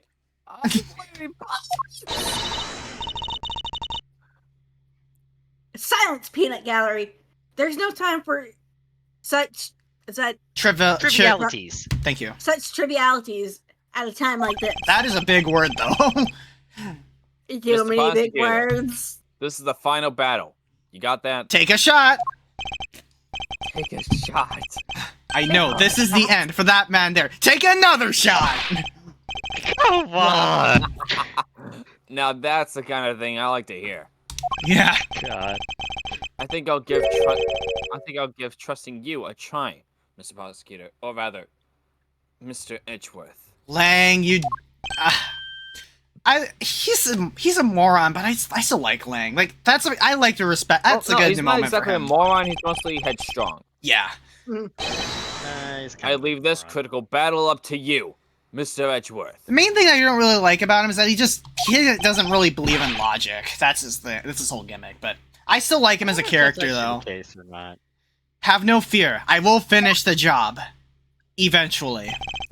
This is really the end game. The time has come to expose every last one of Mr. Alba's lies. Take a shot. They won't end it. Just end it. And in 2 years. Alright, I'm gonna press everything at this point. Hold it! The last row. I should think that an ambassador would have had at least at special seating reserve. Not the kind of question to ask, Mr. Edgeworth. One of my staff took with a skill set show as well. So I gave up all the good scenes for them. It was enough to simply see. Hey, the Steel Samurai wasn't the only hero. Let's not forget about the pink princess here. I liked how she actually stabbed with her sword there. My dear madam, if you continue to thrust about like that, you'll hit me to get the once again. Well, aren't you the considerate person when you want to be? But this young butterfly is on the side of age. You can spare me the flirtatious comments. Wow, he's completely frozen. In frustration, perhaps, I dare say she can be one rather trying opponent. In any case, Mr. Alba, can you actually prove to us that you were watching the show? Hold it! Are you admitting, then, that you have no way of proving to us that you were watching? Objection! Quiet, you buzz in my ear like a pesky little fly. If you don't wish to listen quietly until the end of what I have to say, then perhaps you should pack up and get out of my way. Ugh! I see that you're willing to be a bit more receptive now. Well, it's true that I may be difficult that I was not an audience. Alright, these last two I'm very curious in. Yes, this is the... Hold it! This is the meat and potatoes. Well, I remember the contents of the show as well myself. That's nice. That's nice! Miles Edgeworth, don't allow yourself to be riled up by him at this important junction. I wasn't planning to let him.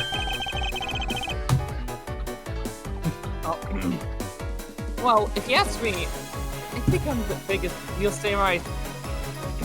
Oh, yeah, that's alright. I think I'm the biggest Steel Samurai expert around here. Francisca, hand me your whip. And I didn't. I only have one. Oh. Okay, right. And didn't think our Night 16 of today's show was totally awesome. Yes, I remember that well. The spectacular special move. Way to lift the final blow against the electric 30 summer rain jam. Oh, that scene will live on in my heart. Is that how it went? I totally forgot about that. You said you were an expert, dude! How could you forget your own special moves? That's a special attack that the Steel Samurai uses when he's using the Samurai Spear. Yes, it's Dave. The first time they showed it off, was it not? If I hadn't watched the show, then how could I answer the name of that move? I suppose you are correct, but if you could please elaborate on this point for me. Okay, new statement. Oh, no. The present. We have a spear. He couldn't have used it. Alright. The spear broke, remember? Yeah, the spear. It broke. The spear broke. It broke in half. You Yeah. couldn't do it. Objection! Yeah, that 97% of that was just them nerding about the Steel Samurai, though. Let's be real. The special move today was the early summer rain jab. Is that your final answer? Objection. You little irritating gnat. Do you think you can trip me up by asking the same question over and over? That was not my intention. Your testimony is more than sufficient. However, I believe it would be wise for you to take a look at this. A samurai spear? What about it? This spear actually never made it on stage today. Excuse me? Heh. Unfortunately for you, tonight's Steel Samurai happened to be a goof of a young man with an abundance of useless hot-bloodedness. Eh? Having said that, Useless Man bent the spear during his rehearsal this evening. Kay, do you remember what the Steel Samurai's special move was tonight? It was the Steel Samurai Sushi Slash. Correct, because he couldn't use the spear, a last-minute change was made. Had you really been watching the show, you would have known that the move that was used. Quercus Alba! You didn't watch even a single minute of the Steel Samurai stage show tonight, did you?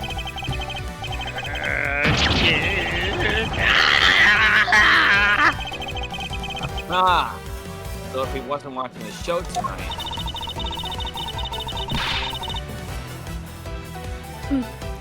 Then it opens up the possibility that he was busy killing Mr. Coaching instead. So where were you during the show? I demand an answer now! I need it on my desk now! Shout out to KYD's Trasher Gold. I will not give you photos of Spider-Man. Just what is so funny? You're so sloppy, and you're are your conclusions. I still insist that I watch the show, or most of it in any case. What do you mean by most of it? You see, during the show, I left my seat for a spell to visit the bathroom. I assume that was when the dramatic scene was played out on stage. That is the Okay, Pen can do it, I guess. No, Okay. go ahead. Okay. That is the lousiest, lamest excuse I have heard in my life, pal. Just because he got the name of the move wrong, we can't really use that as proof that he didn't watch the show at all. As a fan of Steel Samurai, I had wanted to watch the entire show, honestly. Who wouldn't, though? Objection! Yeah. As a Steel Samurai fan, for someone who wasn't even in his seat for the climax of the show, you have no right to call yourself a Steel Samurai fan ever. I'm gonna call up Cody Hackett to lecture you on that. Oh, What was that? kids. Who was that? So, we're out of people. Who more do you want to introduce? Who was that just now? Oh, What? It would be I, younger lady. Larry, what are you doing interrupting me like that? Gee, please, a second. Hey, Frank. You may never accept this old man as a Steel Samurai fan. But I don't think he's a Steel Dramatic. Sammaniac. The maniac.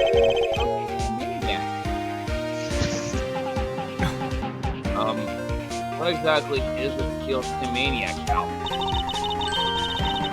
I believe he tried to say Steel Samurai Maniac. Yeah! And trust me, I know a real fan when I see one, because I'm the Steel Samurai. Nobody can play the Steel Samurai better than Will Powers. I will never acknowledge you as a true Steel Samurai. Only my man Will Powers. Getting so worked up over Mr. Edgeworth. It appears that the real Steel Samurai recognizes me as a fan. You do not. As well as you should, for I am a fan. It's not as though I missed the entire show. It was a most amazing show, filled with the spirit of the young and the young at heart. Now I'm actually getting mad because this man is not a Steel Samurai fan, and I am.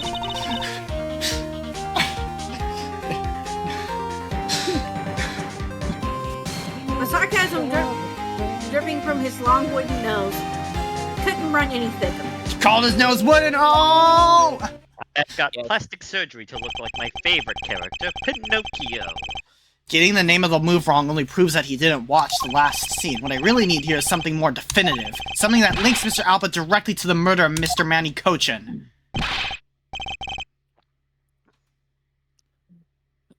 You know what, Gramps? You're really something else. I'm on to received such praise from the Steel Samurai, but what is it for? Well, I was just wondering how you found out about the early summer rain jab. That move is a bit of a secret that only a small portion of the staff know about. Wait, it was a secret? Larry, wait, what did you just say? Huh? That's just so stupid again. Yes. Did you say that the early summer rain jab was actually a secret? Oh, maybe I shouldn't have said secret. It's more like we only decided on the name of the move right before this part of the show. Right before? Yeah, the stage director was going nuts because we were supposed to debut the move. Right before the show, we threw it up on the dressing room whiteboard. Early summer rain jab. That's kind of how we decided the name of the move. But by that time, I already read the spear, so I guess the whole thing was kind of pointless. All of you Steel Samurai actors are the same. The director has my complete sympathy. You shouldn't be sympathizing with Salmonella, though, Franziska. Long story short, because we changed the move to the samurai. I don't know if that's samurai super smash. Oh, okay, I guess that one. Anyway, I pretended that the early summer rain jab didn't exist at all. I mean, it'd be bad if we found out we changed the move, so we made it a secret. So basically, a gag order was issued for publicity's sake. It almost makes the early summer rain jab sound like a lost art. Yeah, but most of the staff haven't even heard of it. Objection! Hold your lips of your scandal! Keep yapping, Larry. You're actually helping us here. What the heck, old man? I've done nothing but listen, and from what I can tell, it is all very unrelated to the case. It's also very tedious and a pointless exercise in wasting time, much like a kid show. Objection! Much like you yapping all the time, Mr. Alba, I believe you learned to be quiet now, is you. How dare you! I suspect that you've already noticed exactly what the very severe implications are in this man's testimony. So you're trying to bully me, eh? There are no implications to be read into a behind-the-scenes story of a kid show. Not so fast. Don't even think about trying to slither your way out of this, Kirkus Alba.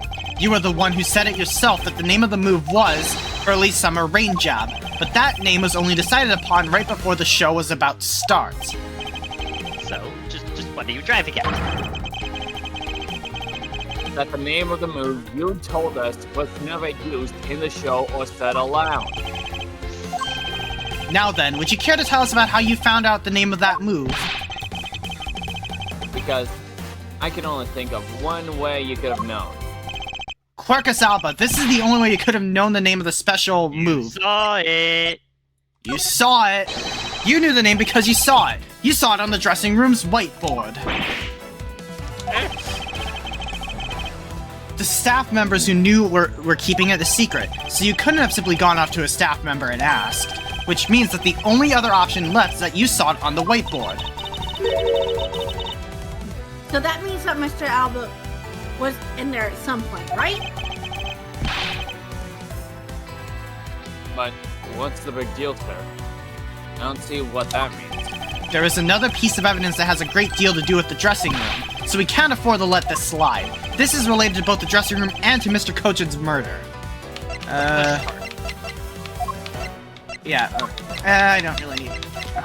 There we go. Take that! The push cart that was used to move the body was right there in the dressing room. During the show, the push cart awaited its turn to be pushed on stage in the dressing room. And it was finally pushed there along with the Iron Infant in the last scene of the show. And then, right after the show ended, it went into Alabasta along with the Steel Samurai. which means that the only time the killer could have placed the body inside the pushcart was when the pushcart was in the dressing room backstage. So basically, the killer has to be someone who visited the dressing room, doesn't he? Precisely.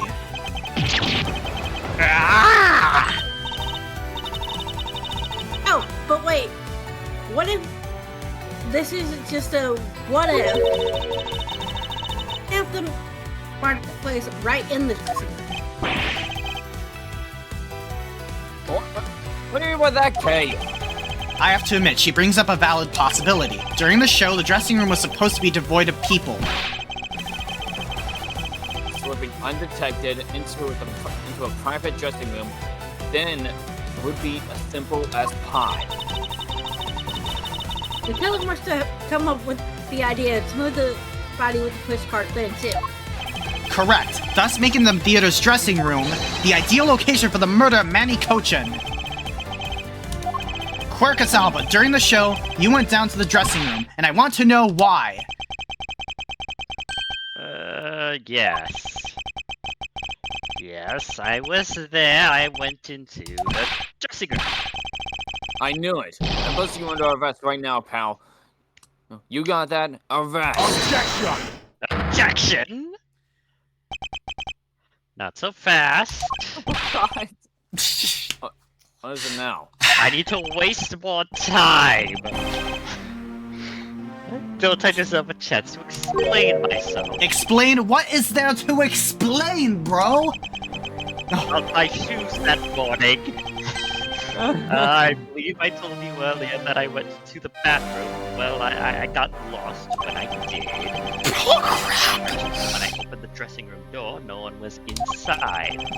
And that's when I saw the name of the move on the whiteboard. You punk. Still trying to get out of this. Extraterritorial rights. I can poop anywhere. That's going in the highlights! I can't. Oh, I stole that. I stole it. Do you really think you can get away at this point? I have extraterritorial Mr. rights. Edgeworth, I can yell many more crimes as I please. Mr. Edgeworth, isn't there anything we can do to stop him? Ugh. I don't have enough evidence on hand to do anything. I don't have the airtight evidence I need to put this man away from good. But if that's what I need, then perhaps... Agent Lang, I believe an investigation of the dressing room in question is in order. It's possible that we may find new evidence there. Yeah. If Mr. Edgeworth pokes around in there, I'm sure he'll find some new facts, pal.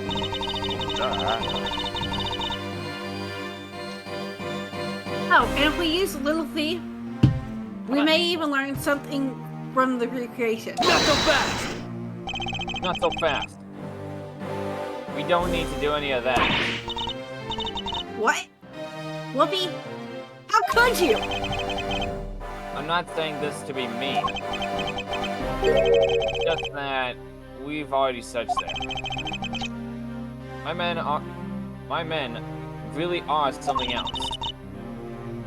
And they found nothing? There's only one thing I can say to you, sis. And it's that they found nothing. That's it. I guess you're right. If they found something, they would have reported it to us. They couldn't find anything because there was nothing there to find. If there's no info to feed on Little Fee, then I can't do much to help either. Is this the end? The murder took place in this theater, which is not protected under extraterritorial rights. And the fact that it was Mr. Alba himself who committed the murder, if I can't prove both statements to be true, Mr. Alba walks away a free man. Is there no other course of action left to us? It would appear that your hand of cards has turned out to be a bust. Now, if you excuse me, for the last time, because of your people, I missed my flight. Now I must make haste to arrange for a new one. Who now? Who now? Now! This time. Old Dag? Hold it right there, you whippersnappers! First Larry, and now you? I'll just sit with that scary monster like scowl on your face, edgy poo. Don't treat me like I'm some sort of nuisance. You are! I didn't mean to say this, but all of you keep talking about things that I don't get at all. You're leaving this thing in my depressing, lonely desk that I'm about to cry. Why did you have to speak up right at this instant? But you know what, Edgy Poo? Cheer up. Because I'm about to give you the most wonderful thing. The most wonderful thing from you? It's so super special that I couldn't give it away to just anyone, you know. Ah, my special test of love space for Edgy Poo. Are you ready? It's this! A samurai dog? Really? It's a box of those samurai dogs, right? Yeah, so Edgy Poo, here, go on and eat one and you'll feel it's bright as rain. really, old bag? This does not help us at all. Are we through here? I didn't know where we get so quiet all of a sudden. Edgy Poo, tell me you understand the depths of this lady's love for you. I'm not one to hand out snacks willy-nilly, you know, no sir. The thought occurred to me that maybe it would be good if I fed you and you were nice and full. One day it was my dream to serve you someday on my homemade food. I mean, it's not the desire of a woman to make sure they feel and it never goes hungry. It was the one you experience ago. Used to be saying, no, you preferably want Stop! Can you do anything about her?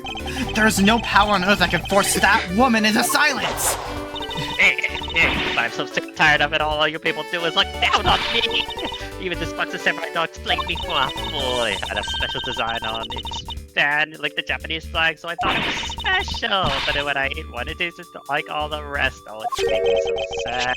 Wait, a special box with a Hinomaru-like fan on it? I hope I got that right.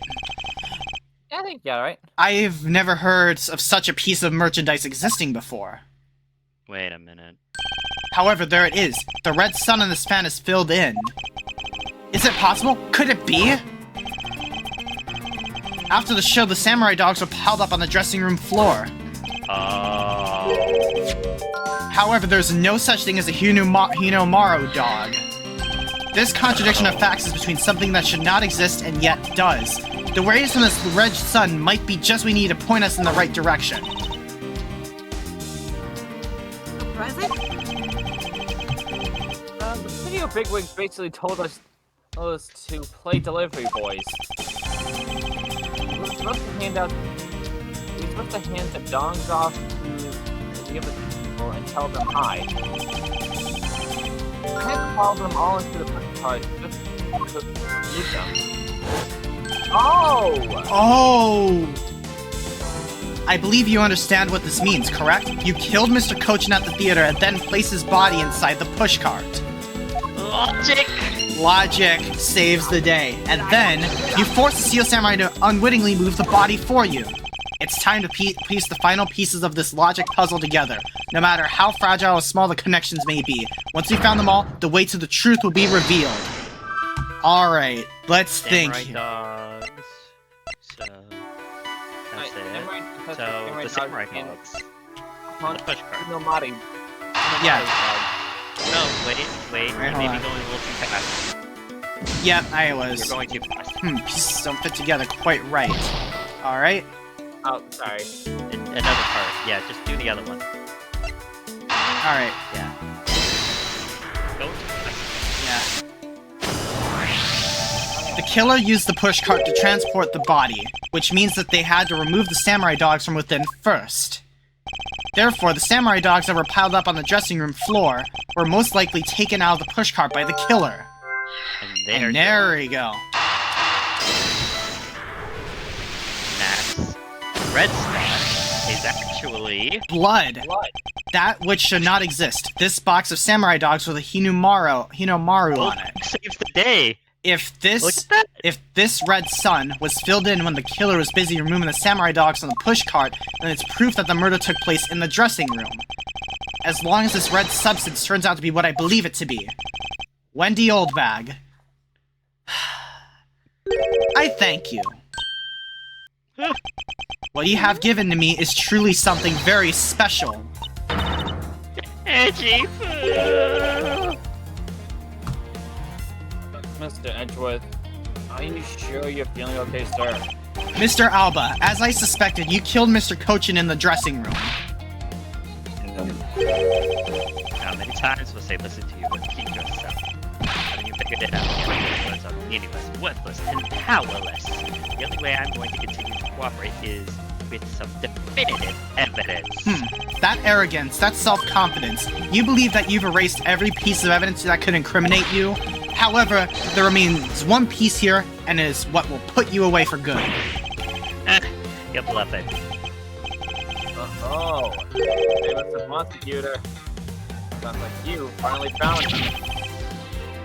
You finally found the fang we need to go after this guy's jugular. So tell us, what about that box of samurai dogs is going to put this old man away anyway? The trace evidence that will bring him down, why, it's here, of course. The dot! Hang on. There you go. Careful now. This box of samurai dogs with a Hinamaru fan on it should have never existed. So I want you all to take a good look at this red spot. It's a single drop of blood.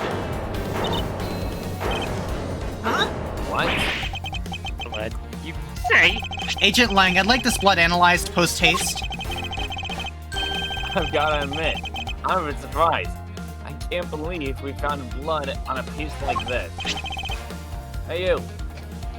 Get this down to the lab, pronto. Before I eat it first. But why was there blood on that box to begin with?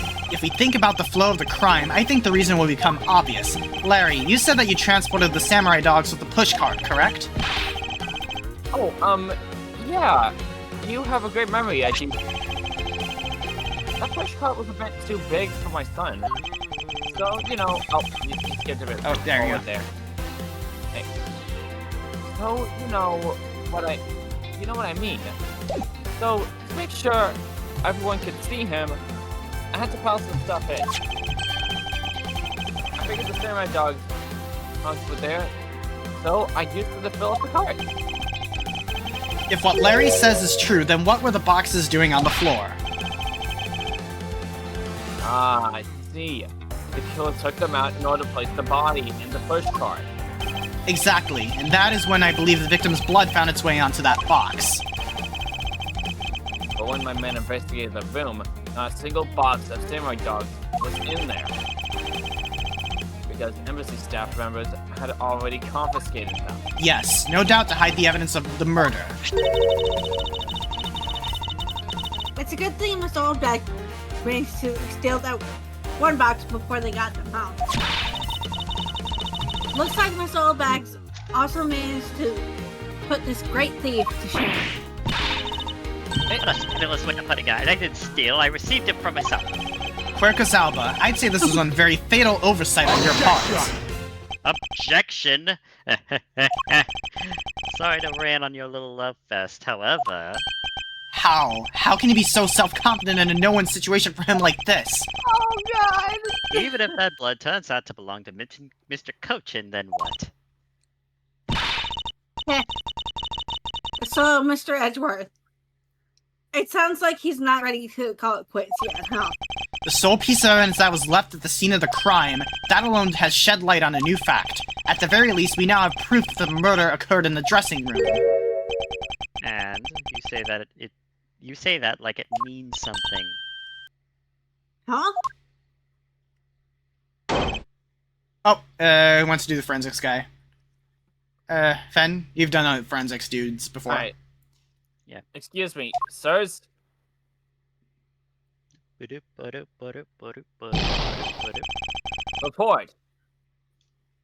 Right. What, report. What were the results of the analysis? Sir, the analysis came back and confirmed that the red substance is blood. I knew it. With this, Quercus Alba. Objection! Mr. Edgeworth, I wonder if you might humor my question. Your question? The one from before, or have you forgotten? Even if that is Mr. Cochin's blood, what difference does it make? Not so fast. Like we already told you. That proves that the crime scene was in that dressing room. Objection! But it doesn't prove that I am your killer, does it? That's he has a very good point. The blood on that box doesn't prove that Mr. Alba is the killer. Then this evidence, it's meaningless. What else is there to prove? Well, It can't be. humor me. We're so close, sir. What if it isn't Coach's blood? Oh! Oh! It might be his blood! It might be his Yeah, blood! look like that.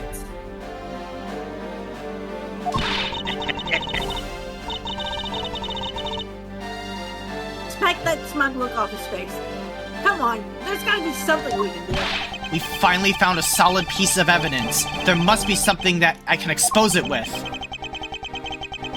That's the who's blooded it. Come on, forensics guy. Please tell us. I can't think of a single thing.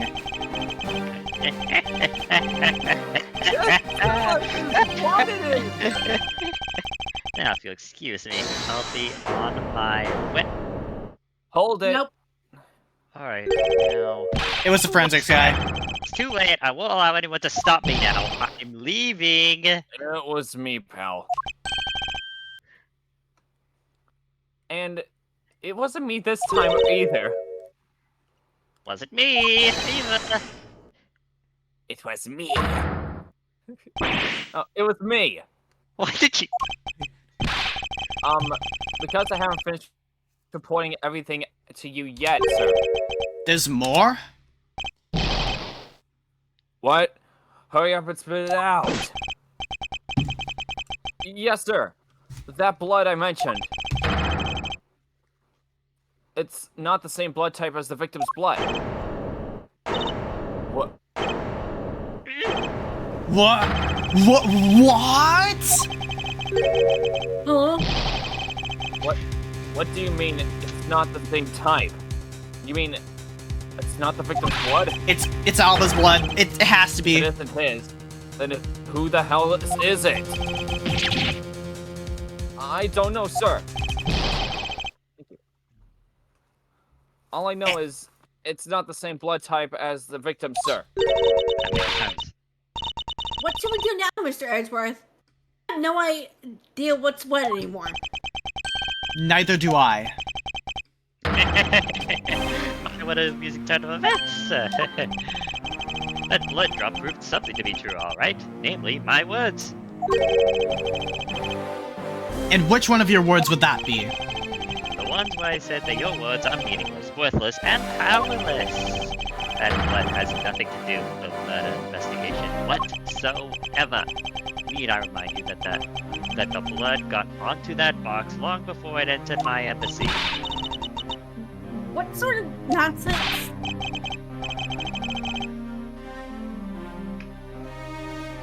Yeah, it's blood. There, pal. Okay, I'm back. Yeah, go. Yeah, it's blood, pal. There's no way it's not related to the murder. So you would like to believe? Well, what if someone preparing the samurai dogs had a small nosebleed? What then? Come on, dude! I guess that's possible. Damn it! Have we been wasting our time on a red herring? No. Like a red hot dog? The blood doesn't belong to anyone connected to the case. That should be clue enough. Alba, you bastard! I have never heard that word in an Ace Attorney game before. Holy crap.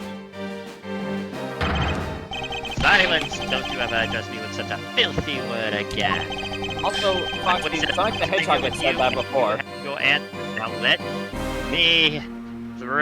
Wait, really? That was in a Sonic game before? Yeah, Shadow Yeah. the Hedgehog. Oh, Yeah, that game. Yeah, it does. Alba, it doesn't matter where you run off to. You'll never escape. Someday, I'll have the satisfaction of sinking my fangs into your thing. And all of Interpol will be behind me, working to see it to that day comes. Do you know what your words sound like to me? They sound like the winnings of a pathetic loser of a night. Come on, Edgeworth. Is this really the extent of all that we can do? Is the blood really from someone completely unrelated to the case? Or is there another possibility? Someone else other than the victim?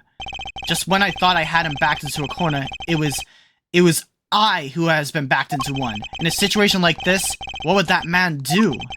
What would he who could turn any desperate situation around do? Turn it around? That's it! I must turn my way of thinking around! It's not whose blood is this, it's whose blood could get onto a box like this. And if I think about it that way, if the blood got onto the box when the body was being placed into the pushcart, then the owner said blood must have been in the dressing room at the time. And there's only one person that could be. Well, I must praise you for trying so hard.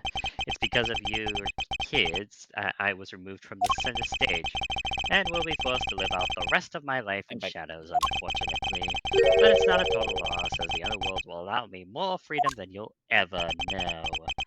Freedom like what the raven feels as it flies through the dark night sky. You can't lay a thing on me. Now, or the arm of the law is powerless before me! Objection! I am bringing this to an end, hopefully. Powerless, is it? I wouldn't be so sure about that if I were you. What do you mean? Allow me to describe you in one word. Pitiful. Pitiful? How so? Quercus alba, your wings are clipped long ago.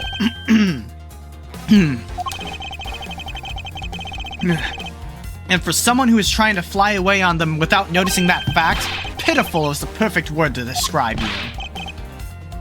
Mere words. What do you mean by his wings are clipped, Mr. Edgeworth? Just what you'd think it means, Kay. We had already caught him in our trap a while back, with an incredibly powerful, definitive piece of evidence. Hey! To Mr. Prosecutor here. Care to speak in English, please? What are you talking about? What piece of evidence The piece I speak of is, of course, this drop of blood. But we know that it's not from the victim. I don't see how it remains relevant to this case at all. Miss Von Karma, I believe that is exactly why it's very important to the case. And the part is that the most important is the fact that it's not the victim's blood. You're looking a little pale. Good, then I believe you are already aware of what I mean. Then, you know who the blood belongs to? Of course I do. This piece of evidence is the irrefutable proof that will stop the killer in his tracks. The blood that soiled this box of samurai dogs belongs to this person. Oh, yeah, and where is he at? Easy. Yeah. Right there. 72 years old, holy crap. Take that! The blood of the red sun on this box belongs to you, Quercus alba. What? His blood on the box of samurai dogs. He's not even a victim. The blood fell onto the box when Mr. Kochin's body was being loaded into the pushcart. At that time, the only two people in the dressing room were the victim and his killer. So that's what you mean. If the blood doesn't belong to the victim, Then there's only one person it could belong to. Yes, and that person is the murderer himself. That's the only logical conclusion. but Mr. Kochin was the one who stabbed her. Why would Mr. Alba have been the one who was bleeding? What if during the murder, Mr. Kochin had fought back? You mean, if before Mr. Alba could kill him, Mr. Cook managed to wound Mr. Alba? Yes, and I believe we have a piece of evidence that proves he was bleeding then. What is the piece of evidence that shows that Mr. Alba was probably bleeding at the time? The wound. Yep, the wound. Take that! Mr. Alba, you bear on your body a great wound. That was from when the second attacked me with a pair of scissors. Yeah, and that happened way after he was in the dressing room. Ah, but is that what really happened? You can manufacture a weapon by smearing blood on it, so I just can't accept that as fact. Shall we try a test, Mr. Alba, and see if the shape of your wound matches the scissors? Objection! You really are something else, Mr. Edgeworth. You don't let a single thing slip by, no matter how insignificant the possibility. You're the one to talk, Mr. Alba. You've managed to give the law a slip for 10 years as the smuggling ring's leader. No matter the danger, you can hide at least every last ounce of fear and anxiety from everyone. You truly are a one-of-a-kind criminal. Objection! I'm the master of my fear. However, to think that a person such as you could miss such a large thing. You believe I've overlooked something? You said that my name was caused by Mr. Coachin. And that it was caused here in one of the theater's dressing rooms, right? Yes, that is correct. I'd like to point out that it's simply not possible. My wound is a stab wound, and the one that only could come from this blade.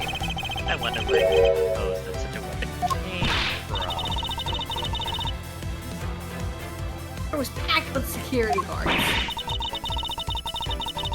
It would have been impossible for anyone to come into the area with a weapon of any kind. Not so fast! Not so fast.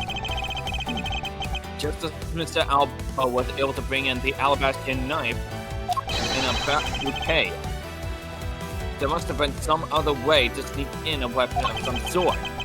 Ah, but as long as you can't prove what that other way is, all your talk about Mr. Coachin stabbing me is pure nonsense.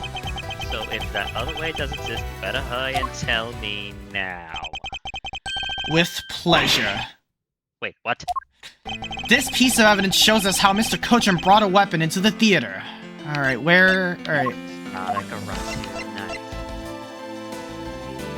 Take- It was on take- Coachin. Among law enforcement, this piece is known as the Yatagarasu's key. That key! That's the key that my father stole from here 7 years ago. And it's very unique that it's both a key and a knife, meaning that under the guise of a key, it could have been easily brought into the theater.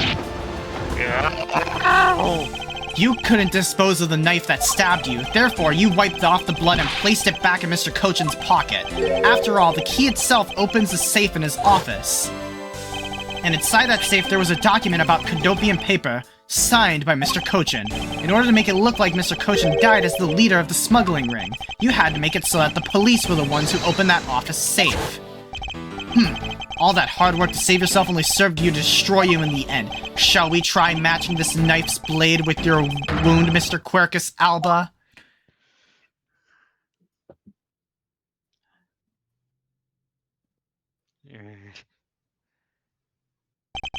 And that is what some may call the coup de grace.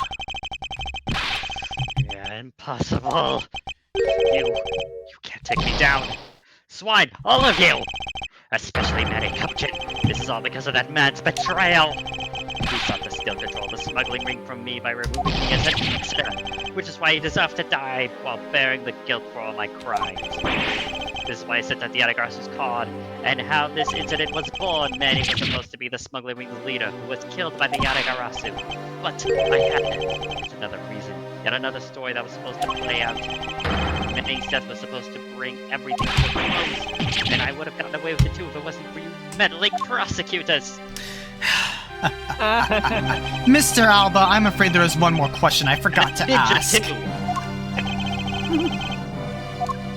This country's, or Alabast's, which country's court would you like to face first? Either way, it's game over for you, man.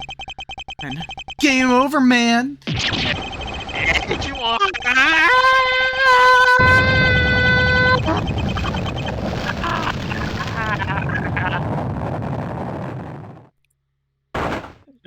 Oh, that is just grim. His eyes fell out. Yep. That was just grim. Either they fell out or they was plunking in.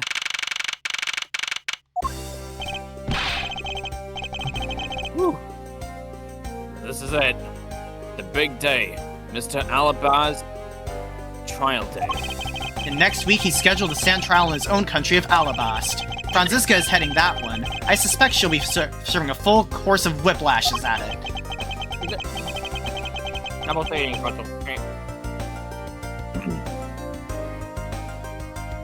Having to face Ms. Von Karma in court right after facing you, sir. I don't even want to think of what that would be like. caught a glimpse of Mr. Alba as he was being escorted into the courthouse. And boy, he looked as glum as I do the day before I got my monthly paycheck. Salary cutting noises. You know, I've been thinking. That flight attendant and even Mr. Portsman were all of Mr. Alba's secret agents? Correct. That smuggling ring was the common thread between all of the incidents.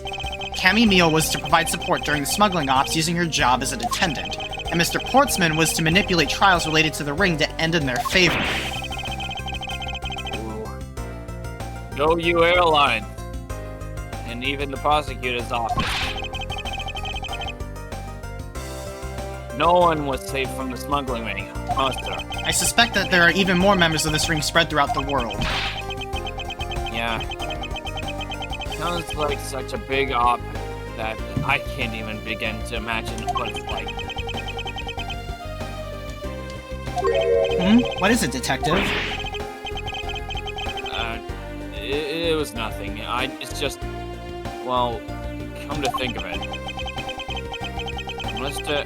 Ernest Romano's trial is also scheduled for later today, sir. I'm aware of that. Mr. Amano has been working with the smuggling ring now for over 10 years. He used the Amano Group's various connections worldwide to assist the ring. But all of that has come to an end as his conglomerate is now undergoing harsh scrutiny. I owe Mr. Amano a debt of gratitude, but he must pay his debt to society. Well, with the arrest of both Mr. Alba and Mr. Amano, I guess that about wraps up the KG-8 incident as well, huh, sir? I suppose so. The real killer in the KG-8 incident 10 years ago was Manny Cochin. And 7 years ago, the killer in the second KG-8 incident was Mac Rel. Those two facts are the unshakable truth, however. It seems that a lot of effort was put into hiding these and other truths from us, and I will expose it all at the trials today. You're solving cases left and right today, aren't you, sir? CCU and Dead Man. Perhaps now, these two brave souls who tried to make the truth known can rest in peace. By the way, I received some gifts from Ambassador Paleno. Shrimp, crab, Yay. beef. I don't even need any of these, so I'm giving them to you. What? Seriously, sir? Oh, wait. Actually, I don't think I want them anymore. The way you're holding them, don't tell me they're just coupons, sir. Detective Gumshoe, have you not read the paper recently? Ever since the two countries became Condopia again, its economy has changed. Oh. And it seems that Ambassador Paleno has reaped a few benefits of his own from it. He has been announced as the official ambassador of the newly reunified Condopia. Aw, that's so good! Wait, who's this? Ziggy. Well, Yeah, Ziggy.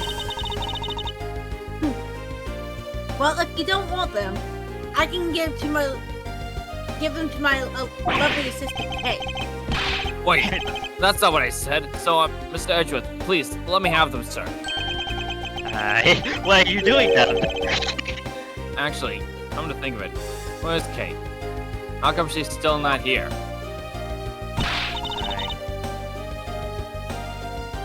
Hey, you gotta be more alert than that.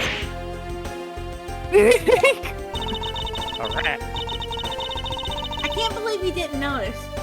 I was even mimicking Mr. Edgeworth's voice for a bit. I totally didn't notice you, or realize that voice was you. Langsy says, ferocious love blooms with each new spring. alright, I guess... Did you Gumshoe while you're doing lane? Yeah. Agent Lang, a pleasant Hey. surprise to see you here. It's been a long time since I set foot in a courthouse, but I wasn't going to miss. Watching the guy who screwed up my country finally get what's coming to him. Well, that and something else. I want to see you in action in court. Is that so, Agent Lang? We flushed out all the counterfeit bills, so Zhang Fa is finally at peace again. And it's all thanks to you. So, I just want to say thanks. I never thought I'd see a day old Wolfie says thanks to Mr. Edgeworth. I should be the one thanking you, Agent Lang. If you hadn't negated Mr. Alva's extraterritorial rights, I would not have been able to bring him to trial. I believe the victory belongs to the both of us in this case. Yeah, oh, sorry, I'm eating pretzel. I keep choosing the wrong time to snack. I'm like, a shared victory, huh? Look, don't get me wrong. I'll still never forgive you, prosecutor. And I have zero interest in that truth thing you talk about in court. I've always done things my own way, and that's not about to change.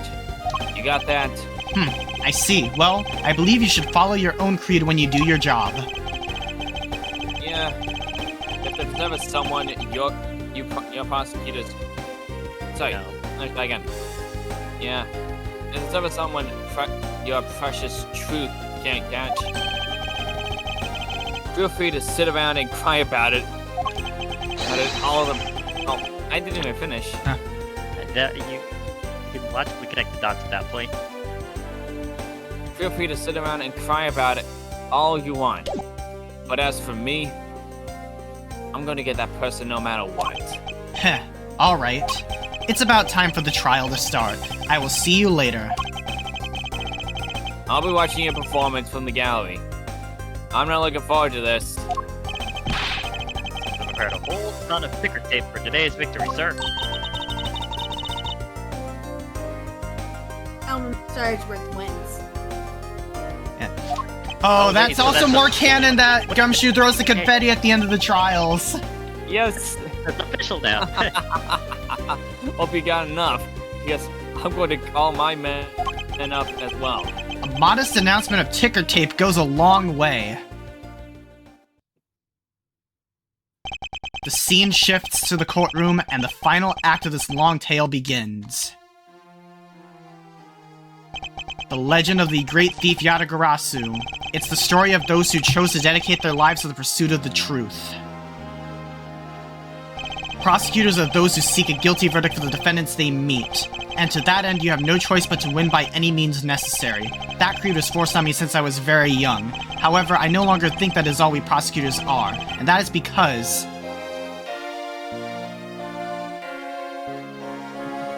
Who's going to be the... Someone, we don't care. Even Right, though so I've it's only like- been away from the courtroom for a short time, I feel as though it's been a lifetime since I've set foot in one. And today, more than any other day, I feel the fight within me rising. Objection! Huh? And that's it. And that was a great game. Like, I will say It was. some of those cases were not that great, but holy crap, when those good moments came into play, they really did. Yeah, like, that was just amazing. Tenero. I loved Tenero. She was awesome. I was really hoping she would turn out to be the killer, and boy, howdy, I was glad about that. She was a great one. I liked her. Yeah. At least the cases are doing well. Yep. Yep, and that Oh, rich no. dude is still flying. All the passengers are flying still. People Yeah. on the Yellow Sea Jet. That is such a flying hack. Yeah. Think about it. You're just trying to like fly around. And you're saying, Oh. And I loved him. I loved him. Edgeworth, on the rudeness of a rude man. Because of him, my time and money is wasted. More importantly, I've received the most fantastic treasure recently. The primitive statue of Principality of Cotopia.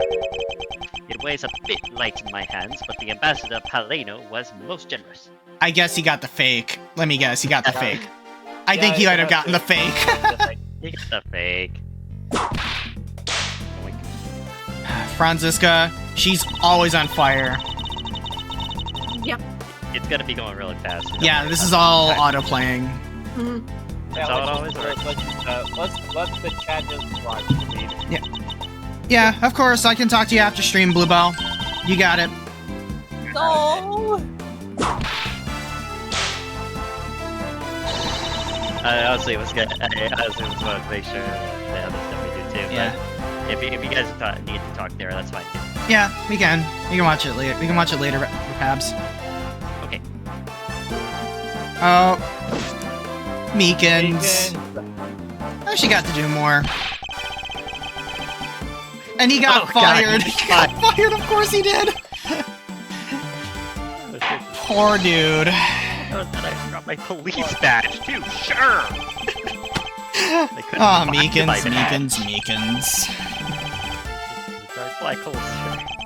Meekins is just another person File a of complaint with Larry. Pringles man. He's gonna file a complaint with Pringles guy? Nice. Yeah. Like I said, Meekins is just close to Larry as well, but if he was in the police force. Oh yeah. Emma. I wish Emma got more to do in this game, though. Fair. Yeah, even she admits it. Okay, go. Oh, he got more studies, though. I respect that. But I was glad to see Emma again. I really hope I really wish... I have a little bit of hope in my mind that she'll be back for investigations, too. We'll see. But I'm see her again.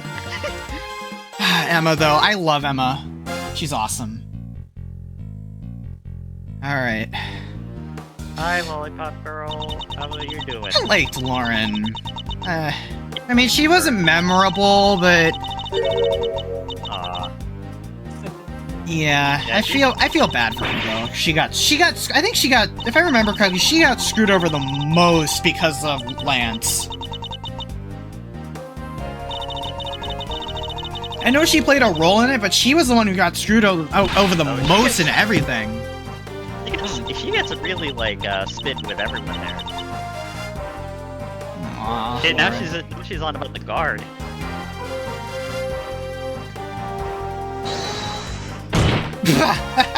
Come see him. And of course, classic Judge.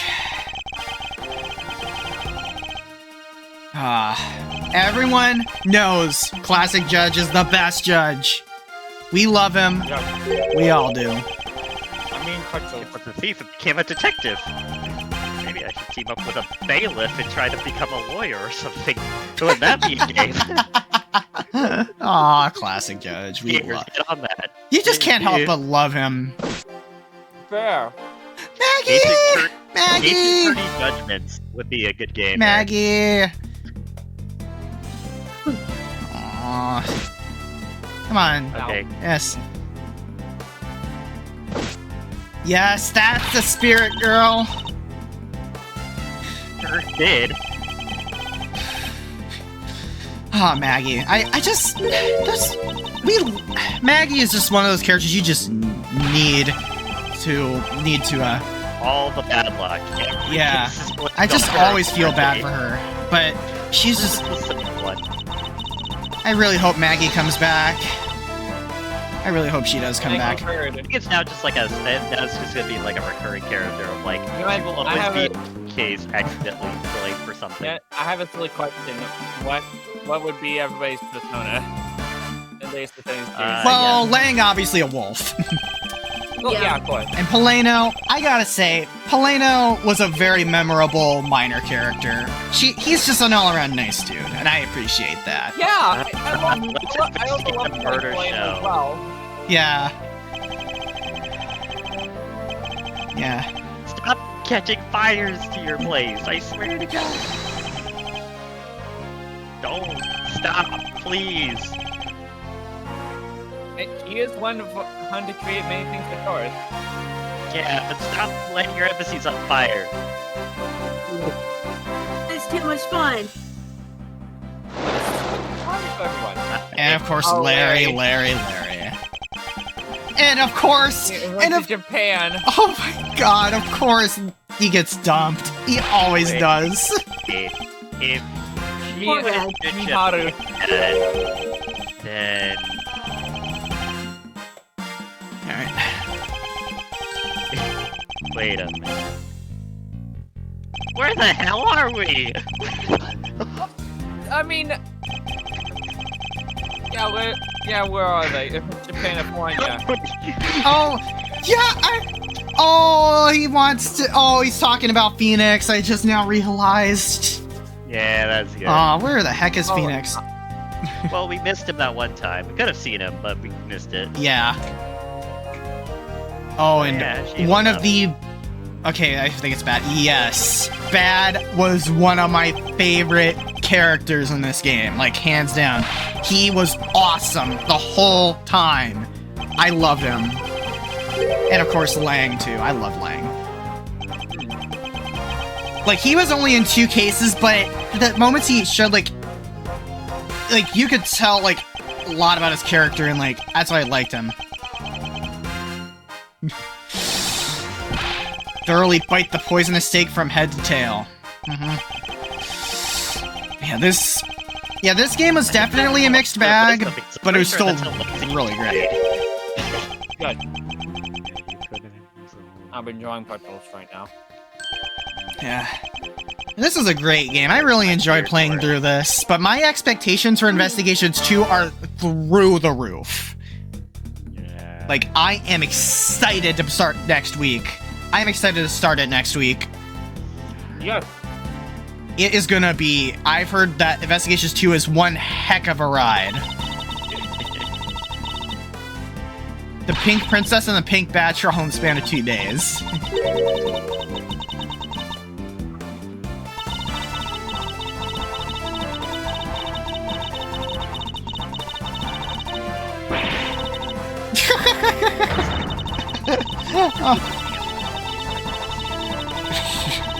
Yeah, and then of course, Old Bag. I'm glad Old Bag got to shine in this game again.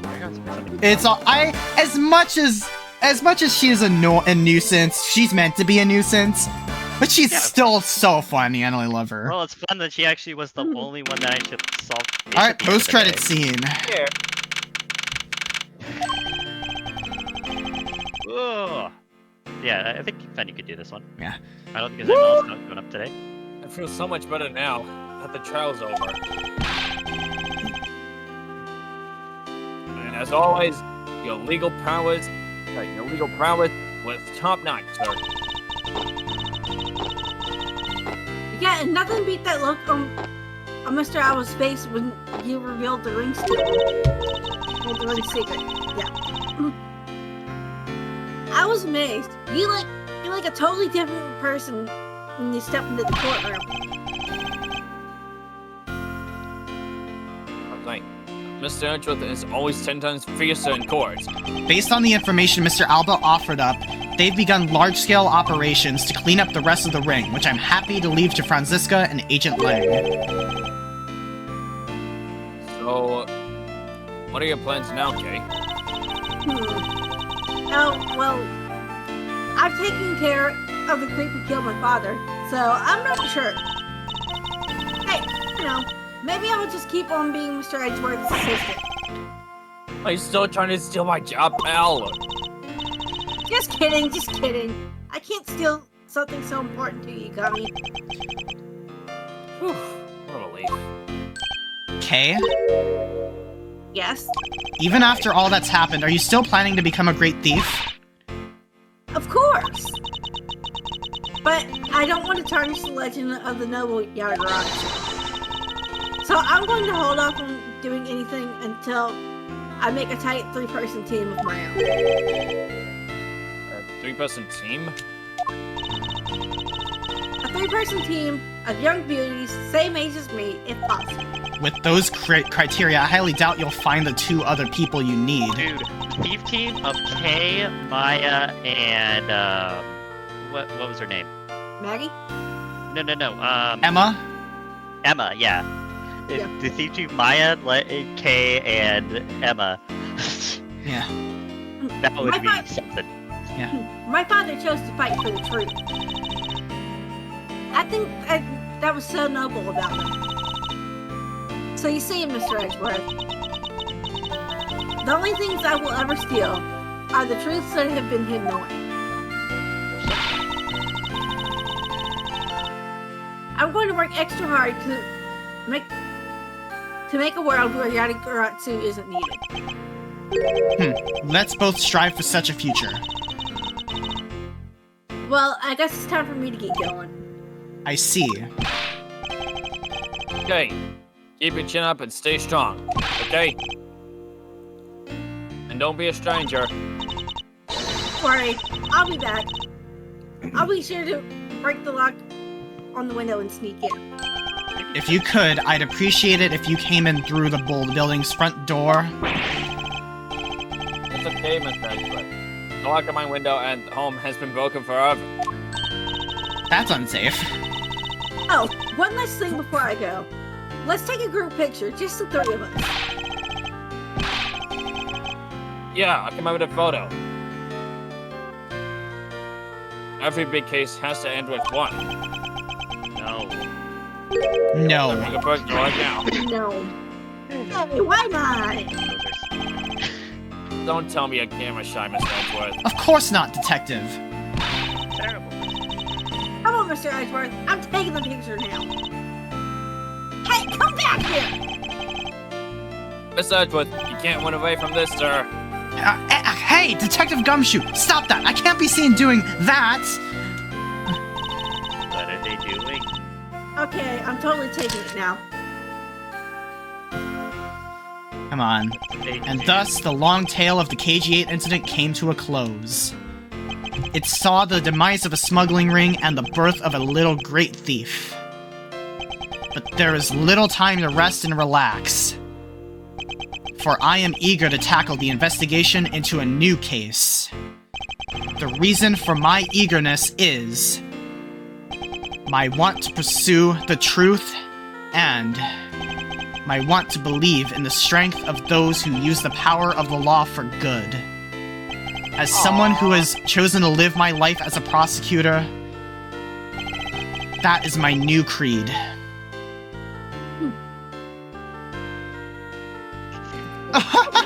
Oh my god. My heart. My gosh, this is... Beautiful.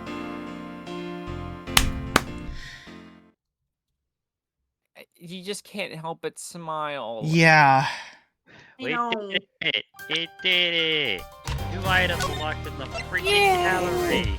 Alrighty. Yeah, I hang think on. probably ended it there. We're at 10, Go. 10:26. Mhm. Yeah. Like, 50%. 50%. yeah. Look at them go. Yeah, like, cool thing is that I can actually swap between the art styles so we can compare them. Oh, Like, yeah. yeah. So that's what you're kind of looking at. Some of them Oh, are a wait. little more lumpy.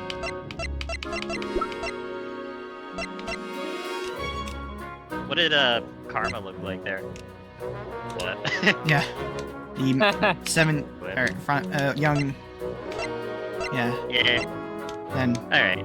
Anyway, Yeah, that was- yeah, like, it was great. that was amazing. That was a great game. Like, my expectations for Investigations 2 are through the roof, and I'm so freaking excited to play it next week. But we got some more promises to keep coming up soon. I'm gonna be deciding what day we're gonna play it. I'm gonna be, but yeah. We'll find With raid that person. said, thank you all so much for tuning in tonight. This was a blast. Let's find someone to raid. Find All raid. right. Raid funny. Funny raid, go good. Funny raid go wee. All right, let me see who's live right now. I just remembered. You can't use twins in a flash. That's cheap. Yeah. Or shape go wee. Alright, let's see who's live right now. Who's I have not raided in a while. Let's raid.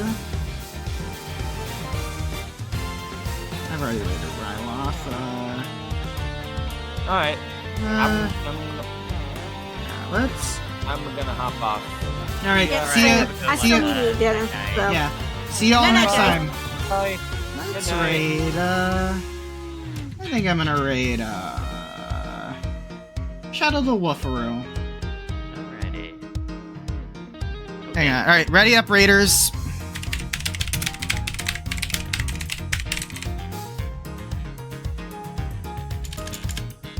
Alright. We will be back soon with some more promises to keep.